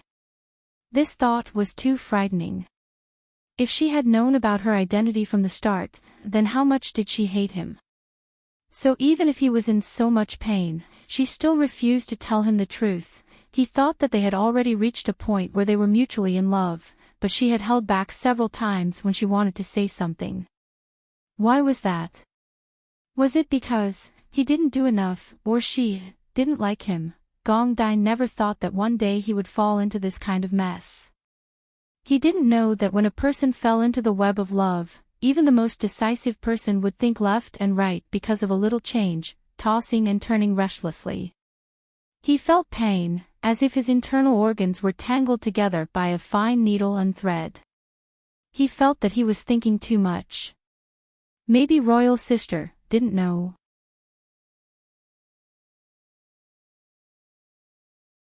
Chapter 490. But he did not dare to ask. He was afraid that if he heard the answer, he would be even more at a loss. In the end, even someone as strong as Gong Dai was in love for the first time. The news of Empress Dowager Yuqi's escape shocked the entire Yuqi. Especially those aristocratic families in Yuhua City. They trusted the Empress Dowager, which was why they helped her with all their might. Who knew that the Empress Dowager only brought less than 40,000 people back, and they even escaped? How could they not be shocked? In addition, many clans suffered losses. They had no choice but to seek an explanation from the Empress Dowager, but they were all rejected by the Empress Dowager. The Empress Dowager was very angry now. Her entire person was gloomy, and the little prince was crying non-stop, which disturbed her greatly. Bastard! You can't even coax a child, what's the use of keeping him? Someone come. Drag this lowly servant away and flog her 100 times. How could 100 palace flogs save her life? But before she could beg for mercy, she was dragged away. The child fell into the hands of another person, who continued to cry non-stop. The Empress Dowager's cold gaze landed on the palace servant, scaring him so much that he finally knelt down with a plop. At this moment, someone came to report. Empress Dowager, a commoner girl is beating the drum and asking for an audience. She has presented this letter. The Empress Dowager was already very angry, but the next sentence made her anger stagnate. She said that she has a way to make the princess from Dai Yu state leave Yu Qi. The Empress Dowager narrowed her eyes and finally received the letter. After reading it, she suddenly gave a strange smile. Men! Summon that lady for an audience. Yes. Gong Yimo lay on the bed and looked at her feet being wrapped up layer by layer. She was in so much pain that she gasped. Gong Dai sat behind her, allowing her to lean in his arms. Whenever she felt pain, she would pinch Gong Dai. She was clearly bullying him, but her eyes were watery, as if she was being bullied. Lu Ranxin buried his head in bandaging Gong Yimo's wounds.